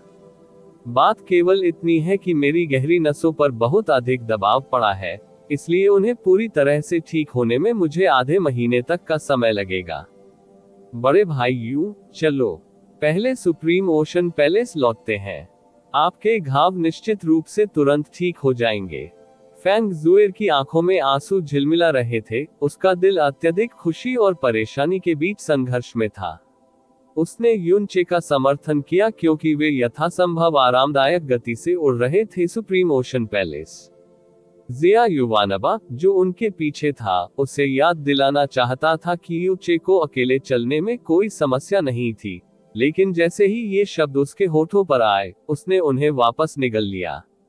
एक पल सोचने के बाद उसने उन्हें पकड़ लिया और चिल्लाया, छोटी बहन जुएर, जीजाजी को अपनी चोटों से उबरने की जरूरत है, इसलिए हमें उनके आराम के लिए एक शांत और सुरक्षित जगह ढूंढनी होगी। जीजाजी को आदरणीय मेघ महल में ले आओ। यहीं पर मेरे एब्सोल्यूट मोनार्क सेंचुरी के लोग वर्तमान में रह रहे हैं, इसलिए जीजाजी वहां बिल्कुल सुरक्षित रहेंगे। पूर्ण सम्राट अभयारण्य। युनचे ने हल्के से अपना सिर हिलाया, मुझे लगता है कि अगर हम ऐसा न करें तो बेहतर होगा। मैं नहीं चाहता कि इस दौरान कोई मुझे परेशान करे। जीजाजी, आपको चिंता करने की जरूरत नहीं है। जिया युवानबा ने अपनी छाती पर हाथ मारते हुए गंभीरता से कहा, मैं इसे मास्टर और बाकी लोगों को समझाऊंगा ताकि कोई भी आकर जीजाजी को परेशान न करे। और इसमें स्वयं लॉर्ड सेंट सम्राट भी शामिल हैं। यू चे ने अंत में अपना सिर हिलाने और जवाब देने से पहले कुछ सोचा, फिर ठीक है। एब्सोल्यूट मोनार्क सेंचुरी 4 पवित्र मैदानों का प्रमुख था। उनके बगल में रहना वास्तव में प्रोफाउंड स्काई महाद्वीप पर सबसे सुरक्षित जगह होगी। Moon slaughter devil nest supreme ocean palace से केवल 50 किलोमीटर दूर था, इसलिए वे तीनों बहुत जल्दी सुप्रीम ओशन पैलेस पहुंच गए। उसके बाद उन्हें आदरणीय क्लाउड पैलेस में ले जाया गया, जहां जिया युवानबा के निर्देशों के तहत एब्सोल्यूट मोनार्क सेंचुरी स्थित थी। वे मंडप में पहुंचे जहां जिया युवानबा रह रहे थे। जीजाजी, मैंने पहले ही अपने मालिक को ध्वनि प्रसारण भेज दिया है। आप यहाँ आराम से रह सकते हैं और अपनी रिकवरी पर ध्यान केंद्रित कर सकते हैं। निश्चित रूप से कोई भी ऐसा नहीं होगा जो आपको परेशान करेगा, जिया युवानबा ने आत्मविश्वास से कहा। उद्धरण चिन्ह ... उद्धरण चिन्ह। यू चे ने मंडप के दरवाजे के बाहर नजर डाली और भौहें सिकुड़कर पूछा, क्या हो रहा है? सुप्रीम ओशन पैलेस इतना शांत क्यों है? जब से हम मून स्लॉटर डेविल नेस्ट से यहाँ लौटे हैं, मैंने एक भी व्यक्ति को नहीं देखा है। मैंने उन शिष्यों को भी नहीं देखा जो आमतौर पर सुप्रीम ओशन पैलेस की निगरानी करते हैं। क्या ये शैतान तलवार सम्मेलन के कारण हो सकता है जो सुबह होते ही शुरू हो जाएगा? ये सही है, जिया युवानबा ने सिर हिलाते हुए कहा। मास्टर ने जो कहा उसके अनुसार कल कुछ असाधारण घटित होगा। 13 सितारा संरेखण, एक दुर्लभ घटना जो हर 10,000 साल में होती है, दिखाई देगी। जब नियत समय आएगा तो इस दुनिया में प्राकृतिक इन ऊर्जा अपने चरम पर पनपने लगेगी, और यही वह समय भी होगा जब शैतान तलवार की मुहर सबसे कमजोर होगी। और यही कारण है कि उन्होंने कल डेविल स्वॉर्ड सम्मेलन आयोजित करने का निर्णय लिया। इसके अलावा डेविल स्वॉर्ड कॉन्फ्रेंस को पिछले कुछ हजार वर्षों में प्रोफाउंड स्काई कॉन्टिनेंट में होने वाली सबसे महत्वपूर्ण घटना के रूप में लेबल किया गया है, इसलिए हर कोई यह सुनिश्चित कर रहा है कि कोई दुर्घटना न हो। इसके कारण डेविल स्वॉर्ड कॉन्फ्रेंस शुरू होने से पहले 24 घंटे की अवधि में किसी को भी कोई गड़बड़ी पैदा करने की अनुमति नहीं है। इसके अलावा सम्मेलन शुरू होने से 12 घंटे पहले सभी को अपने अपने मंडप के भीतर रहना आवश्यक है और किसी को भी बाहर जाने की अनुमति नहीं है। तो यह इसे समझाता है। यूं चे की भौहें सिकुड़ गईं और वह खुद से बुदबुदाया, तो जीजाजी यहाँ शांति पा सकते हैं। डेविल स्वॉर्ड कॉन्फ्रेंस शुरू होने से पहले निश्चित रूप से कोई भी ऐसा नहीं होगा जो आकर आपके आराम में खलल डालेगा। दरअसल भले ही मैंने वह ध्वनि प्रसारण नहीं भेजा हो, भले ही मास्टर और बाकी लोगों को पता हो कि आप लौट आए हैं, वे इस समय नहीं आ सकते। जीजाजी से मिलने के लिए यह अत्यंत महत्वपूर्ण समय है। बड़े भाई यू, क्या आपको वह वस्तु मिल गई जो आप प्राप्त करना चाहते थे? तुम्हें इतनी गंभीर चोटें क्यों आई? फैंग जुइर ने पूछा। उसकी आंखें चिंता से भर गईं। उन कुछ लोगों में से एक जो यू चे को सबसे अच्छी तरह से जानते थे, वह भी जानता था कि यू चे का शरीर एक सामान्य व्यक्ति की तुलना में कहीं अधिक असामान्य था। तो उसके लिए इतनी गंभीर चोटें लगने का मतलब था कि उसे मून स्लॉटर डेविल नेस्ट के भीतर असामान्य खतरे का सामना करना पड़ा था। मैं नेदरवर्ल्ड उडुम्बरा फूल को तोड़ने से पहले उसके पूरी तरह खिलने का इंतजार करने के लिए मून स्लॉटर डेविल नेस्ट में पीछे रुका था, लेकिन मुझे इस बात का एहसास नहीं था कि पाताल लोक के उडुम्बरा फूल के अलावा एक और बेहद डरावनी चीज थी जो अंधेरे में छिपी हुई थी। उन शब्दों को कहने के बाद यू चे को अचानक महसूस हुआ कि उसकी छाती सुस्त और भारी हो गई है। उसका चेहरा अचानक लाल हो गया क्योंकि उसके मुंह से बड़ी मात्रा में ताजा खून निकल गया। बड़े भाई यू साला। फैंग जुइर इतनी डरी हुई थी कि उसके सुंदर चेहरे का सारा रंग उड़ गया। इस बीच जिया युवानबा भी तुरंत वहां पहुंच गया। उसे इतना झटका लगा कि वह लगभग लड़खड़ा गया और फर्श पर गिर गया। यून चे ने जल्दी से अपना हाथ लहराया और उन्हें सांत्वना देने की कोशिश की। चिंता मत करो, ये केवल मेरी आंतरिक चोटों के कारण रुका हुआ खून है। अब जब मैंने यह उगल दिया है तो मैं वास्तव में बहुत बेहतर महसूस कर रहा हूँ। अभी मैं थोड़ा कमजोर और अनीमिया महसूस कर रहा हूँ। एक बार मैं थोड़ा आराम कर लूंगा, मैं ठीक हो जाऊंगा। यू चे के मुंह के कोने पर लगे खून को पोंछने के लिए फेंग जुएर ने अपने बेदाग बर्फ सफेद कपड़ों की आस्तीन का इस्तेमाल किया। उसने व्यग्रता से पनीली आवाज में कहा, तो पहले आपको थोड़ा आराम करना चाहिए बिग ब्रदर यू। भारी बिग ब्रदर और मैं इस जगह पर नजर रखेंगे। यह क्या होगा अगर हम अभी सुप्रीम ओशन पैलेस छोड़ दें और फ्रोजन क्लाउड एसगार्ड पर लौट आए? जिया युवानबा ने भी जल्दी से कहा, तो फिर मुझे भी तुम दोनों के साथ जाने दो। मैं एब्सोल्यूट मोनार्क सेंचुरी लौटने से पहले जीजाजी के ठीक होने तक इंतजार करूंगा। नहीं, युन चे ने अपना सिर हिलाते हुए कहा, अभी हमारे लौटने का समय नहीं है। चूंकि हम सुप्रीम ओशन पैलेस में हैं और डेविल स्वॉर्ड कॉन्फ्रेंस दिन निकलते ही शुरू हो जाएगी, इसलिए इसे मिस करना हमारे लिए बर्बादी होगी। जीजाजी, आप शैतान तलवार सम्मेलन में भाग लेने जा रहे हैं, लेकिन आपकी चोटें। चिंता मत करो, मैं वहां केवल दर्शक बनने जा रहा हूं। मैं शैतान तलवार पर लगी मुहर को तोड़ने की कोशिश नहीं करूंगा। और मेरा मानना है कि मैं अभी जिस स्थिति में हूं, कोई भी इतना मूर्ख नहीं होगा जो मुझे भाग लेने के लिए मजबूर करेगा। यू चे ने फीकी मुस्कान के साथ कहा। एक बार जब उन्होंने मून स्लॉटर डेविल सॉवरेन से स्वर्गीय पाप दिव्य तलवार की वास्तविक उत्पत्ति के बारे में सुना, तो शैतान तलवार सम्मेलन, जिसमें उन्हें शुरू में बहुत कम रुचि थी, एक ऐसी घटना बन गई जिसे वह मिस नहीं कर सकते थे। क्योंकि स्वर्गीय पाप दिव्य तलवार एक सच्ची शैतान तलवार थी। इसके अलावा उसके अंदर एक सच्चे शैतान की शैतान आत्मा सील थी, और वह चंद्रमा वध शैतान संप्रभु के बेटे की शैतान आत्मा थी। मून स्लॉटर डेविल सॉवरेन के शब्दों के अनुसार भीतर की शैतान आत्मा बहुत पहले ही चारों दिशाओं में बिखर जानी चाहिए थी, लेकिन अंत में यह अभी भी एक प्राचीन शैतान तलवार थी। इसलिए भले ही इसके भीतर कोई शैतानी आत्मा ना हो, ये बहुत संभव है कि उस ब्लेड के भीतर कुछ रहस्य छिपे हो। इसके अलावा माइटी हेवनली स्वॉर्ड रीजन ने कोई कसर नहीं छोड़ी थी इस आयोजन को व्यवस्थित करने में, इसलिए यह बहुत संभव था कि उन्होंने किसी प्रकार की विशेष खोज की हो। इसके अलावा वह और जैस्मीन दोनों एक बात को लेकर बेहद सशंकित थे। मून स्लॉटर डेविल सॉवरेन ने ये क्यों कहा कि इतने वर्षों पहले अपने बेटे को बचाने का एकमात्र तरीका उसकी शैतान आत्मा को अपनी तलवार में सील करना था? जिया युवानबा ने सिर हिलाने से पहले कुछ देर इसके बारे में सोचा। ठीक है, मैं कल शैतान तलवार पर लगी सील को तोड़ने में भाग नहीं लूंगा। भले ही इसके अंदर वास्तव में कोई आसमान हिला देने वाला रहस्य छिपा हो, मैं शायद ही इससे परेशान हो सकता हूँ। युन चे ने हंसते हुए जवाब दिया, युवानबा, तुम्हें मेरे प्रति इतना विचारशील होने की जरूरत नहीं है। वे सभी लोग जो सुप्रीम ओशन पैलेस के भीतर हैं, न पूरी तरह से शैतान तलवार सम्मेलन पर ध्यान केंद्रित किया गया है, इसलिए किसी के पास मेरे पास आकर परेशानी पैदा करने का समय नहीं होगा। युन चे क्षमा प्रार्थी स्वर में बोलने से पहले एक पल के लिए रुका। युवानबा जुएर, मेरे पास कुछ बहुत महत्वपूर्ण काम है जो मुझे तुरंत करना है। इसके अलावा मैं इसे केवल तभी कर सकता हूं जब मैं अकेला हूं। इसलिए मुझे बाहर निगरानी रखने में मदद करने के लिए आप दोनों को परेशान करना होगा, और चाहे आप कुछ भी सुने, आपको अंदर नहीं आना चाहिए। आपको किसी और को भी अंदर नहीं आने देना चाहिए।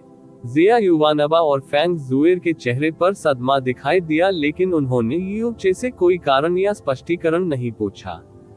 बड़े भाई यू, जुएर ठीक बाहर होंगे।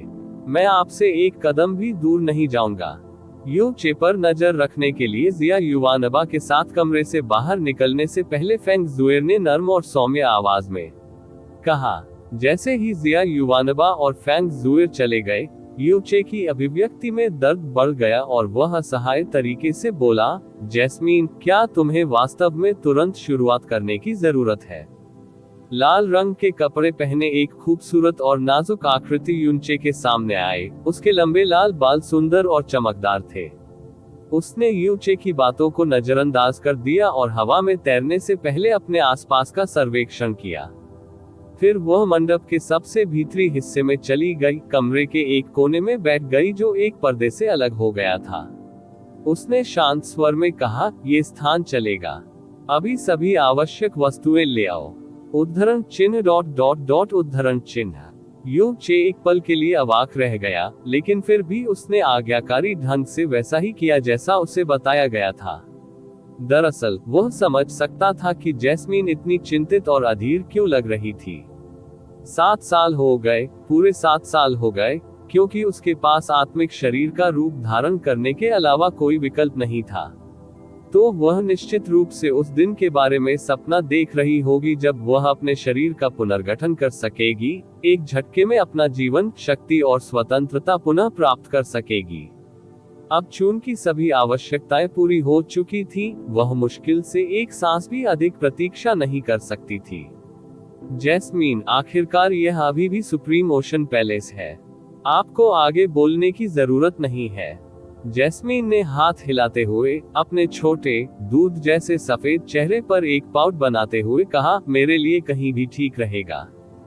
थोड़ी देर में मैं इस जगह के चारों ओर एक अलगाव अवरोध स्थापित करूंगा और इसकी ताकत मून स्लॉटर डेविल नेस्ट के आसपास स्थापित किए गए अवरोध से 10 गुना अधिक मजबूत होगी।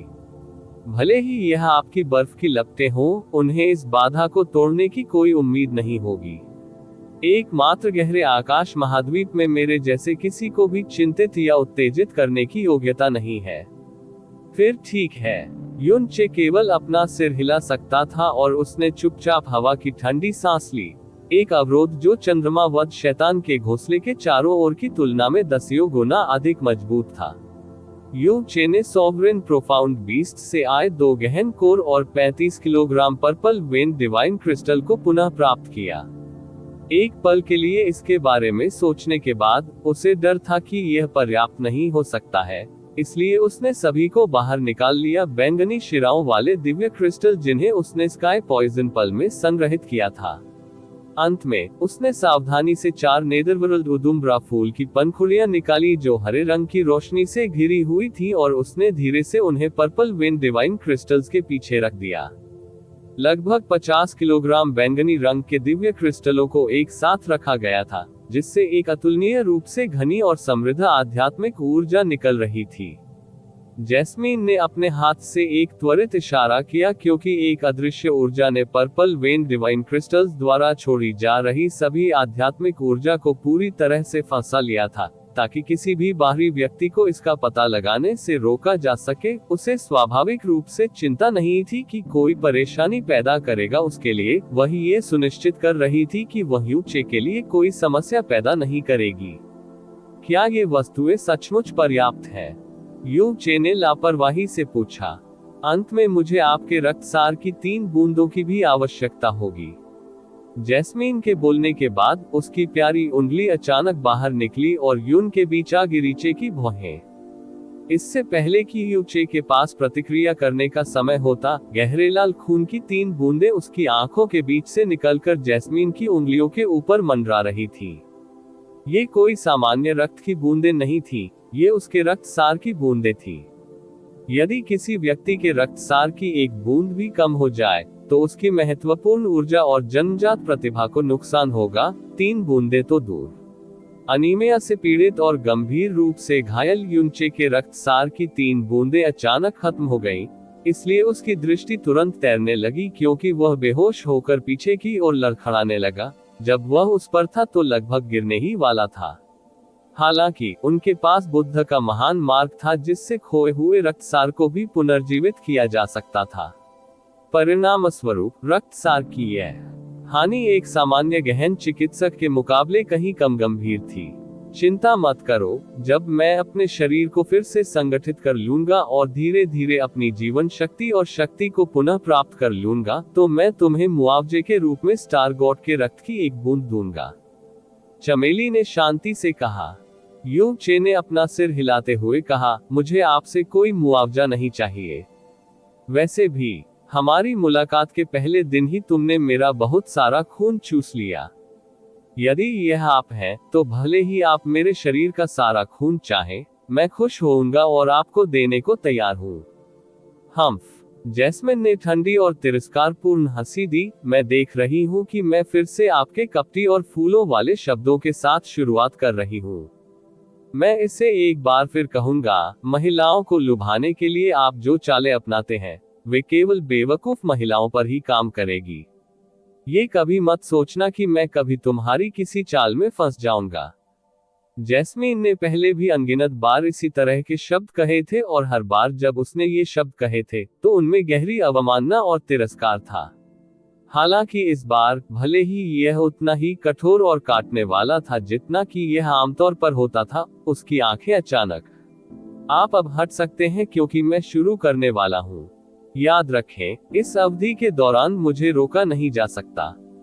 मैं शीघ्र ही जो अवरोध स्थापित करूंगा वह प्रकाश और ध्वनि सहित सभी चीजों को अवरुद्ध कर देगा। तो केवल तुम ही मुझे परेशान कर सकोगे। इससे पहले कि मैं स्वयं बैरियर से बाहर आऊं, भले ही कुछ अत्यंत महत्वपूर्ण घटित हो रहा हो, आपको मुझे कोई ध्वनि प्रसारण नहीं भेजना चाहिए। इसके अलावा मेरे शरीर के पूरी तरह से पुनर्गठित होने से पहले मुझे अभी भी आपके जीवन के साथ संबंध बनाए रखने की आवश्यकता होगी। इसलिए इस दौरान आप ये याद रखें कि आप मेरे आसपास 10 किलोमीटर के दायरे में जरूर रहें। यदि आपके पास इस दूरी को पार करने के अलावा कोई विकल्प नहीं है, तो आपको इसे 100 से अधिक सांसों तक पार नहीं करना चाहिए। यदि नहीं, तो संभव है कि मेरी आत्मा बिखर जाएगी। यू चे ने गंभीरता से बोलने से पहले उन शब्दों को अपने दिल में रख लिया। आपको चिंता करने की जरूरत नहीं है, मैं गारंटी देता हूँ कि कुछ नहीं होगा। ओह ठीक है जैस्मीन, मेरे पास कुछ है जो मैं आपसे पूछना चाहता हूँ। चमेली, यू चे ने आंखों में अजीब भाव के साथ बोलना शुरू करने से पहले जैस्मीन पर एक नपी हुई नजर डाली। चूंकि आप अपने शरीर का पुनर्गठन कर रहे हैं, तो क्या आपके नए शरीर का स्वरूप बदलना संभव है?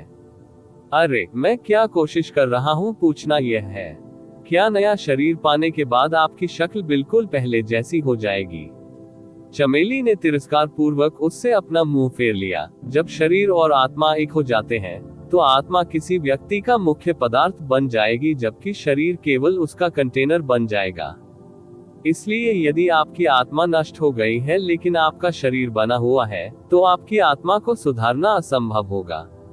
लेकिन यदि आपकी आत्मा जीवित रहती है जबकि आपका शरीर नष्ट हो जाता है, जब तक कि आपकी आत्मा की शक्ति पर्याप्त रूप से मजबूत है, आप एक नए शरीर का पुनर्निर्माण करने में सक्षम होंगे।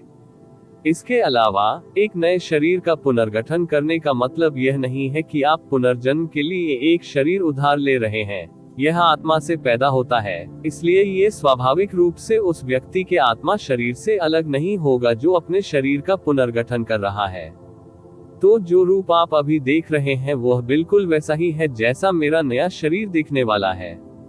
मैं इसे बदल नहीं सका भले ही मैं चाहूं। तो यह ऐसा ही है। युन चे ने जल्दी से अपना सिर हिलाया। ईमानदारी से बोलने से पहले उसके चेहरे पर एक राहत भरी झलक दिखाई दी। ये सुनकर बहुत अच्छा लगा। पहले मुझे चिंता थी कि आपका नया शरीर बनने के बाद आपका रूप बदल सकता है। मुझे यकीन है कि मैं नहीं चाहता कि मेरी सबसे परफेक्ट जैस्मिन में थोड़ा भी बदलाव आए।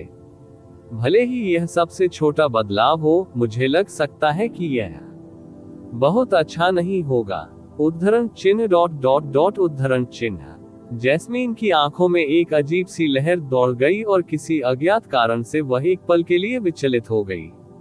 उसके बाद वह घूमी और अपनी पीठ युन चे की ओर कर दी। एक ठंडी खर्राटे और उसके छोटे हाथ की एक लहर के साथ युन चे के सामने अचानक रोशनी का एक पर्दा आ गया, जिससे उसका नजरिया पूरी तरह से अवरुद्ध हो गया। युन चे अनजाने में पीछे की ओर चला गया और जैसे ही वह रुका, उसकी आंखों के सामने 3 मीटर चौड़ा चौकोर आकार का अवरोध पहले ही आ चुका था। बैरियर हल्का सफेद रंग का था, ये साधारण था और इससे कोई प्रकाश नहीं निकलता था और इससे कोई आभा नहीं निकलती थी। ऐसा लग रहा था कि यह बस एक पर्दा है जिसे जगह जगह खड़ा किया गया है। युन चे ने एक भी शब्द अधिक नहीं बोला। वह धीरे धीरे बैरियर से हट गया। उसके चेहरे पर एक जटिल भाव आ गया क्योंकि उसके दिल में भावनाएं उमड़ने लगी। पिछले कुछ सालों से जैस्मीन उनकी जिंदगी का अभिन्न हिस्सा रही है। भले ही उसने खुद को जैस्मीन की शक्ति पर भरोसा करने की आदत विकसित करने की अनुमति नहीं दी थी, लेकिन जो समय उन्होंने एक साथ बिताया था वह उसकी उपस्थिति के लिए अदृश्य रूप से एक स्तंभ बनने के लिए पर्याप्त था जो उसका समर्थन करता था। जिस क्षण से जैस्मीन ने अपने शरीर का पुनर्गठन किया, उसे जीवित रहने के लिए उसके जीवन पर निर्भर नहीं रहना पड़ेगा और वह अब स्काई पॉइजन पल के भीतर नहीं रहेगी। इसलिए वे अब एक दूसरे की उपस्थिति और एक दूसरे के दिलों की आवाज को उस तरह महसूस नहीं कर पाएंगे जैसे वे पहले करते थे, जब वे इतनी मजबूती से बंधे थे कि वे चाहकर भी खुद को अलग नहीं कर सकते थे। उसने जैस्मीन को उसके शरीर को फिर से बनाने में मदद करने की सख्त कोशिश की थी और जिस क्षण उसने उसके लिए नेदरवर्ल्ड उडुम्बरा फूल प्राप्त किया था, उसका दिल एक बेतहाशा खुशी से भर गया था। लेकिन अब जब वे जिस पल का इंतजार कर रहे थे वह करीब आ गया, तो उसे पता चला कि उसका दिल निरंतर खुशी से भरा नहीं था। इसके विपरीत यह एक जटिल भावना से भरा हुआ था जिसे शब्दों में व्यक्त करना उनके लिए कठिन था। आप क्या सोच रहे हैं?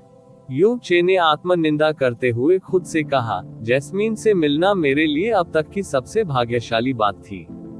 जैस्मीन के बिना मैं वह व्यक्ति नहीं होता जो मैं आज हूँ।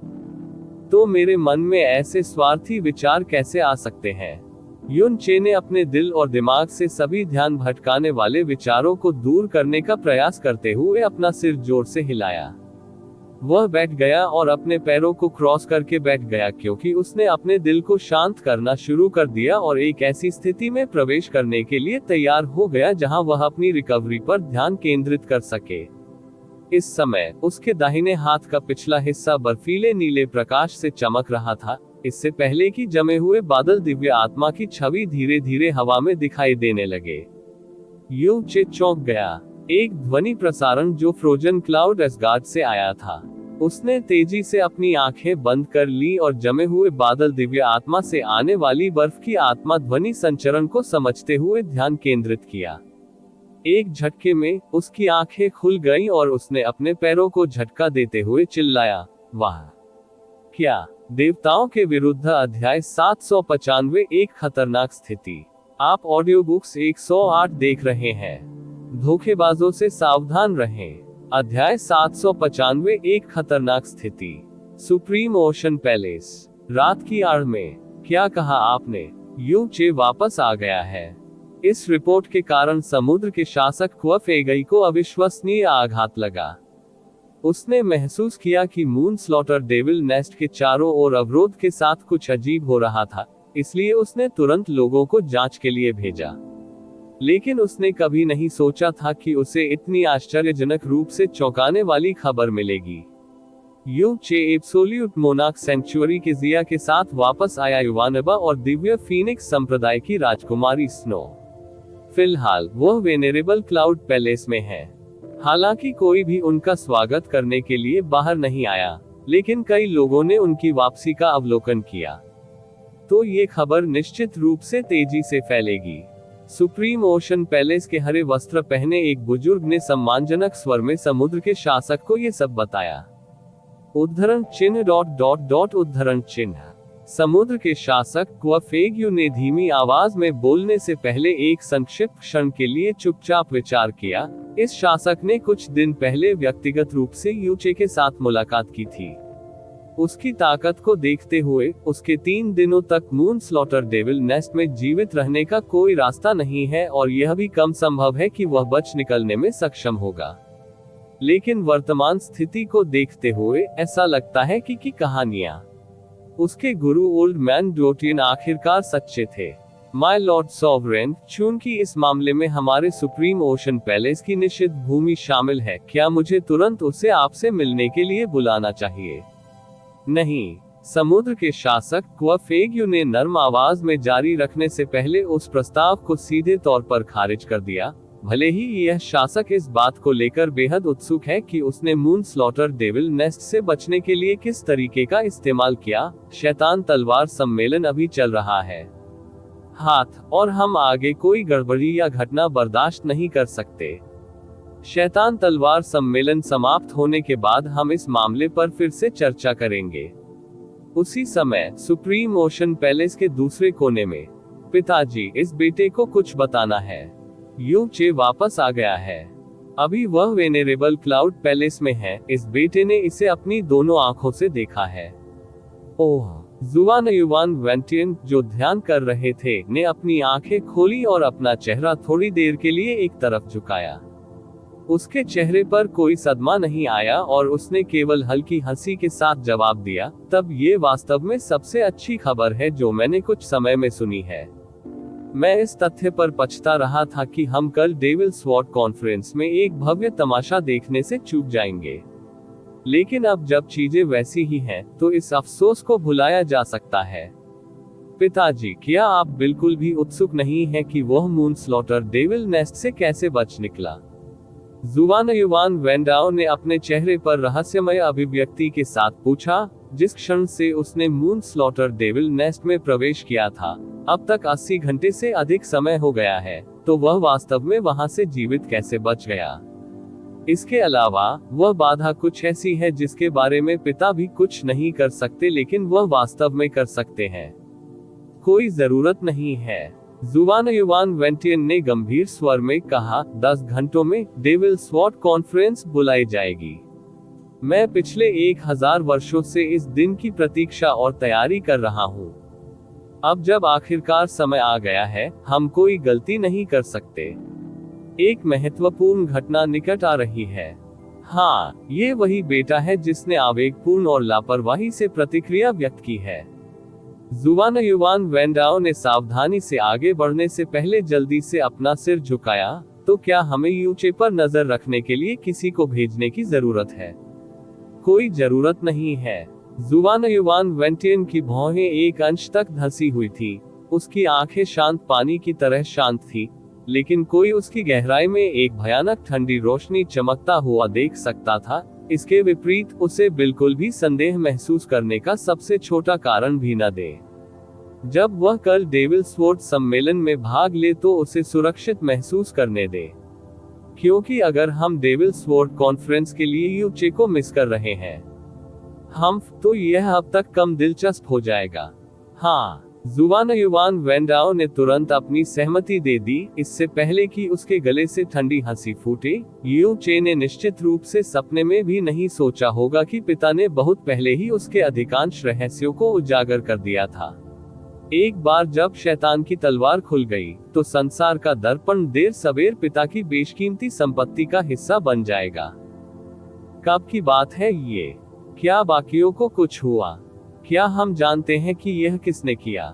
यू चे ने अत्यधिक तत्परता के साथ एक ध्वनि प्रसारण भेजा और फ्रोजन क्लाउड सेलेस्टियल सोल ने तुरंत एक ध्वनि बजाए जवाब। 3 दिन पहले। 3 दिन हो चुके थे। युन चे, जिसने मूल रूप से अपने दिमाग को शांत किया था ताकि वह अपनी रिकवरी शुरू कर सके, अब शांत नहीं बैठ सकता था। एक झटके में उसका दिल इतना चिंतित हो गया कि सुन्न हो गया। जियो यून 3 दिन पहले गायब हो गया था और इस अवधि के दौरान वह मून स्लॉटर डेविल नेस्ट में फंस गया था। जैस्मीन, जैसे ही ये शब्द उसके मुंह से निकले, युन चे को अचानक इसका एहसास हुआ। जैस्मीन ने पहले ही अपने शरीर को फिर से बनाना शुरू कर दिया था, इसलिए वह निश्चित रूप से परेशान नहीं हो सकती थी। वह अभी उससे कोई चर्चा भी नहीं कर पा रहा था।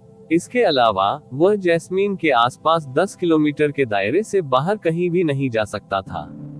तो इसका मतलब ये था कि वह निश्चित रूप से फ्लोटिंग क्लाउड सिटी में भी नहीं लौट सकता था। युन चे ने तेजी से खुद को व्यवस्थित करने का प्रयास करते हुए एक गहरी सांस ली। क्या हुआ था? जियो यू अचानक गायब क्यों हो गया? यदि वह जीवित था, तो वह लापता था। यदि वह मर गया था, तो उन्हें शव नहीं मिला था। फिर भी उसके गायब होने से पहले उन्होंने कोई अजीब या असामान्य आवाज नहीं सुनी थी और उन्हें लड़ाई का कोई निशान भी नहीं मिला था। जियो यून और नंबर 1 अंडर हेवन की ताकत को देखते हुए, जियो यून का अपहरण करने में सक्षम होने के साथ साथ उसे विरोध करने और नंबर 1 अंडर हेवन की सूचना से बचने के लिए शक्तिहीन बनाते हुए, जिस व्यक्ति ने ये कार्य किया वह निश्चित रूप से एक सम्राट के स्तर पर था। प्रोफाउंड स्काई महाद्वीप के भीतर 4 पवित्र मैदानों के अलावा एकमात्र अन्य शक्ति जिसमें सम्राटों के पास दिव्य फीनिक्स संप्रदाय था और एक फेन ज्यूचेन था। फेन ज्यूचेन के चरित्र और स्वभाव को देखते हुए वह निश्चित रूप से ऐसा कुछ नहीं करेंगे।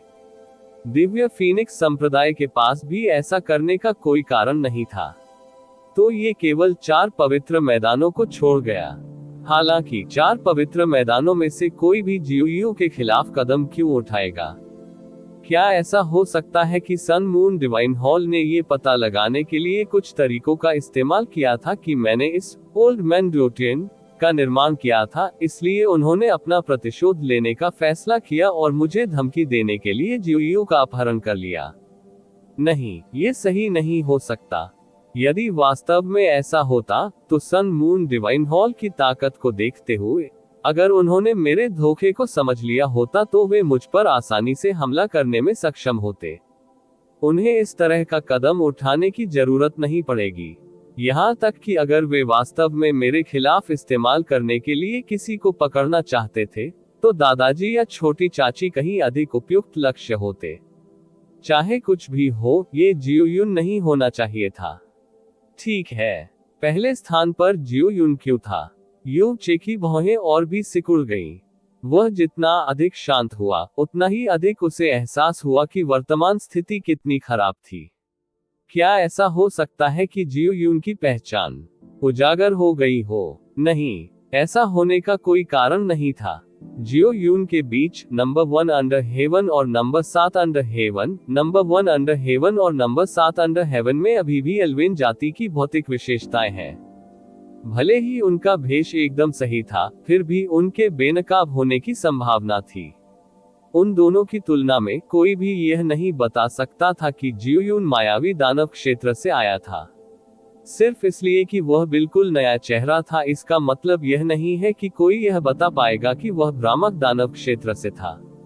इसके अलावा जियोयुन स्वाभाविक रूप से सतर्क व्यक्ति था, इसलिए जब वह फ्लोटिंग क्लाउड सिटी में रह रहा था तो उसने थोड़ी सी भी गहन ऊर्जा का उपयोग नहीं किया था।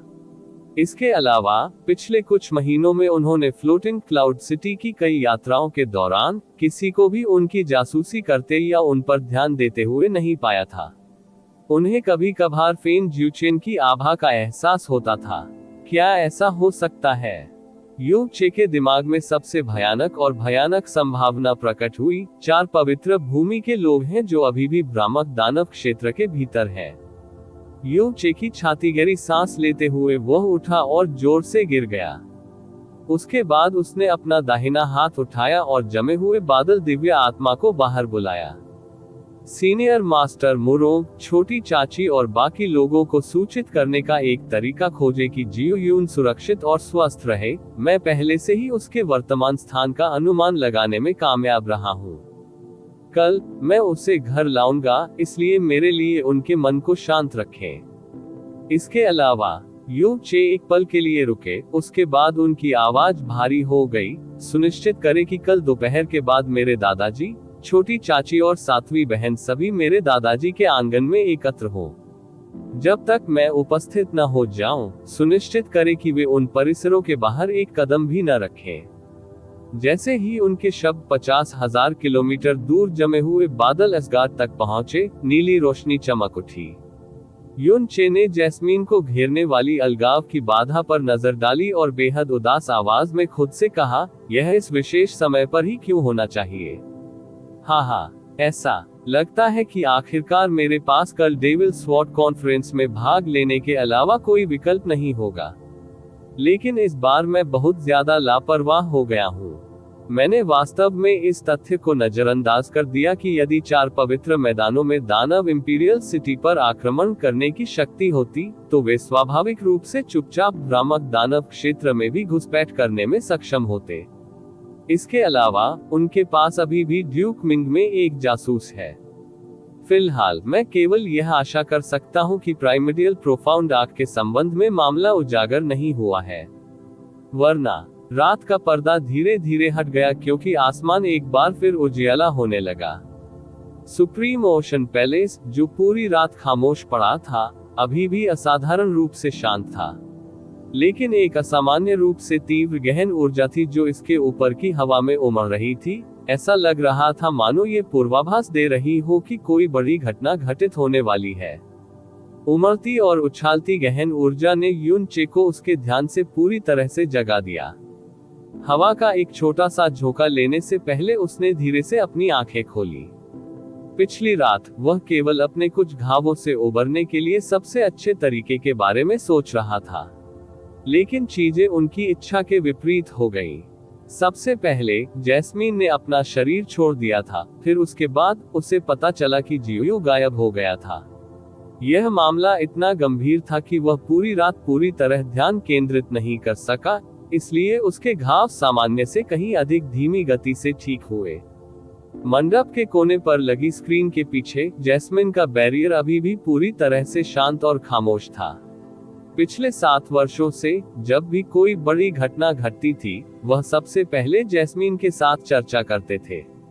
ये पहली बार था जब जैस्मीन उसके साथ नहीं थी, इसलिए उसका दिल एक खालीपन से भर गया था जो उसकी अपेक्षा से कहीं अधिक था।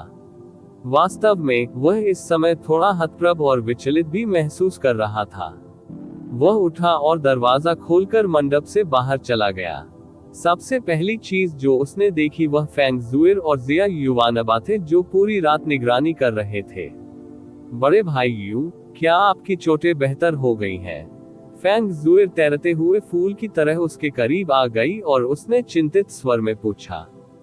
नहीं, वे बहुत बेहतर हो गए हैं, यून चे ने अपने आसपास का सर्वेक्षण करते हुए कहा। उन्होंने पाया कि पूरा महल खाली था और लोगों से रहित था, इसलिए उन्होंने तुरंत पूछा, क्या आपके स्वामी और बाकी absolute monarch sanctuary devil sword conference के लिए पहले ही निकल चुके हैं? हाँ, जिया युवानबा ने अपना सिर हिलाते हुए उत्तर दिया, मास्टर और बाकी लोग लगभग 1 घंटे पहले यहाँ से चले गए थे। मास्टर शुरू में जीजाजी से मिलना चाहते थे और अन्य आध्यात्मिक गुरु और बुजुर्ग भी जीजाजी से मिलना चाहते थे, लेकिन मैंने उनसे कहा कि आप गंभीर रूप से घायल हो गए हैं और आपको आराम करने के लिए एक शांत जगह की जरूरत है, इसलिए उन्होंने इस मुद्दे को तूल नहीं दिया। 1 घंटे पहले शैतान तलवार सम्मेलन कुछ समय के लिए शुरू नहीं होना चाहिए, सही? यू चे ने भौहें सिकोड़ते हुए पूछा। शुरू होने में लगभग 1 घंटे का समय लगेगा। जीजाजी, आज आपकी अभिव्यक्ति कुछ अजीब है। क्या कुछ हुआ है? यून चे की वर्तमान अभिव्यक्ति को देखने के बाद जिया युवानबा फूट फूट कर रोने लगा। उद्धरण चिन्ह ... फिर चलो चले, हम डेविल स्वॉर्ड कॉन्फ्रेंस में भी जाएंगे। यून चे ने कुछ नहीं बताया और उसने फेंग जुइर का हाथ पकड़ लिया और बाहर चलने लगा। आदरणीय क्लाउड पैलेस से बाहर निकलने के बाद यू चे जिया युवानबा से पूछने ही वाले थे कि शैतान तलवार सम्मेलन कहाँ आयोजित किया जा रहा था, जब उन्होंने आध्यात्मिक गुरु प्राचीन ब्लू को प्रांगण में खड़े देखा। वह पूरे सफेद कपड़े पहने हुए था, उसके हाथ में एक सफेद हॉस्टेल विस्क था, उसके चेहरे पर एक फीकी और शांत मुस्कान थी। मास्टर, आप अभी भी यहाँ क्यों हैं? क्या आपको पहले ही सी गॉड अरेना नहीं जाना चाहिए था? जिया युवानबा ने आश्चर्य से पूछा। आध्यात्मिक गुरु एंशिएंट ब्लू ने यून चे की ओर देखने से पहले हल्की सी हंसी भरी, मैंने इसके बारे में सोचा और फैसला किया कि तुम्हारे साथ जाना सबसे अच्छा होगा। छोटे दोस्त यून, ऐसा लगता है कि आपकी चोटें वास्तव में गंभीर हैं और आपकी गहन ऊर्जा भी बहुत कमजोर हो गई है, लेकिन यह अच्छा है कि आपके घाव पहले ही स्थिर हो चुके हैं और आपको पूरी तरह से ठीक होने के लिए केवल शांत स्वास्थ्य लाभ की आवश्यकता होगी। इस शैतान तलवार सम्मेलन के दौरान आपको केवल एक पर्यवेक्षक की भूमिका निभानी चाहिए। आपको खुद को कार्रवाई के लिए मजबूर करने की कोई आवश्यकता नहीं है। यून चे ने जवाब देते हुए आगे कहा, मैं सीनियर एंशिएंट को उनकी चिंता के लिए धन्यवाद देता हूँ, क्योंकि मैं फिलहाल घायल हूँ। भले ही मैं कुछ समय के लिए वेनेरेबल क्लाउड पैलेस में रह रहा हूँ, मैं अभी तक एब्सोल्यूट मोनार्क सैंक्चुअरी के सभी वरिष्ठ लोगों से मिलने नहीं जा पाया हूँ, इसलिए मुझे इस संबंध में आपसे माफी मांगनी होगी। इससे कोई फर्क नहीं पड़ता। आध्यात्मिक गुरु एंशिएंट ब्लू ने सिर हिलाते हुए प्रसन्नता से हंसे। उन्होंने इस बात की जांच नहीं की कि यू चे को ये घाव कैसे और क्यों लगे थे और वह मून स्लॉटर डेविल नेस्ट से कैसे जीवित बच निकलने में सक्षम हो गया था। उसने आकाश की ओर देखने के लिए अपना सिर थोड़ा ऊपर उठाया। लगभग 1 घंटे के समय में सभी 13 तारों के संरेखित होने की रहस्यमय घटना आकाश के नीले गुंबद में दिखाई देगी। शैतान की तलवार के रहस्यों को उजागर करने की बात आने पर यह समय का सबसे महत्वपूर्ण समय भी होगा। हालांकि अभी काफी समय है। प्रोफाउंड स्काई कॉन्टिनेंट के सभी नायक पहले ही सी गॉड अरेना में एकत्र हो चुके हैं। हमें भी एक कदम उठाना शुरू करना चाहिए। ऊपर नीले आकाश में सूरज चमक रहा था और कुछ भी असामान्य नहीं हो रहा था। तैरता हुआ ओशन पैलेस अभी भी घातक रूप से खामोश था, और जब वे सी गॉड अरेना की ओर बढ़े तो उन्हें एक भी व्यक्ति दिखाई नहीं दिया। उनके सामने दूर से एक अविश्वसनीय रूप से आश्चर्यजनक आभा फैल रही थी। वह निश्चित रूप से सी गॉड अरेना था, जहां प्रोफाउंड स्काई महाद्वीप की सभी शिखर शक्तियां एकत्रित थी। ये वह स्थान भी था जहां शैतान तलवार सम्मेलन आयोजित किया जा रहा था। यह उनके वर्तमान स्थान से लगभग 6 से 7 किलोमीटर दूर था। इस दूरी ने युनचे को कुछ हद तक सांत्वना दी।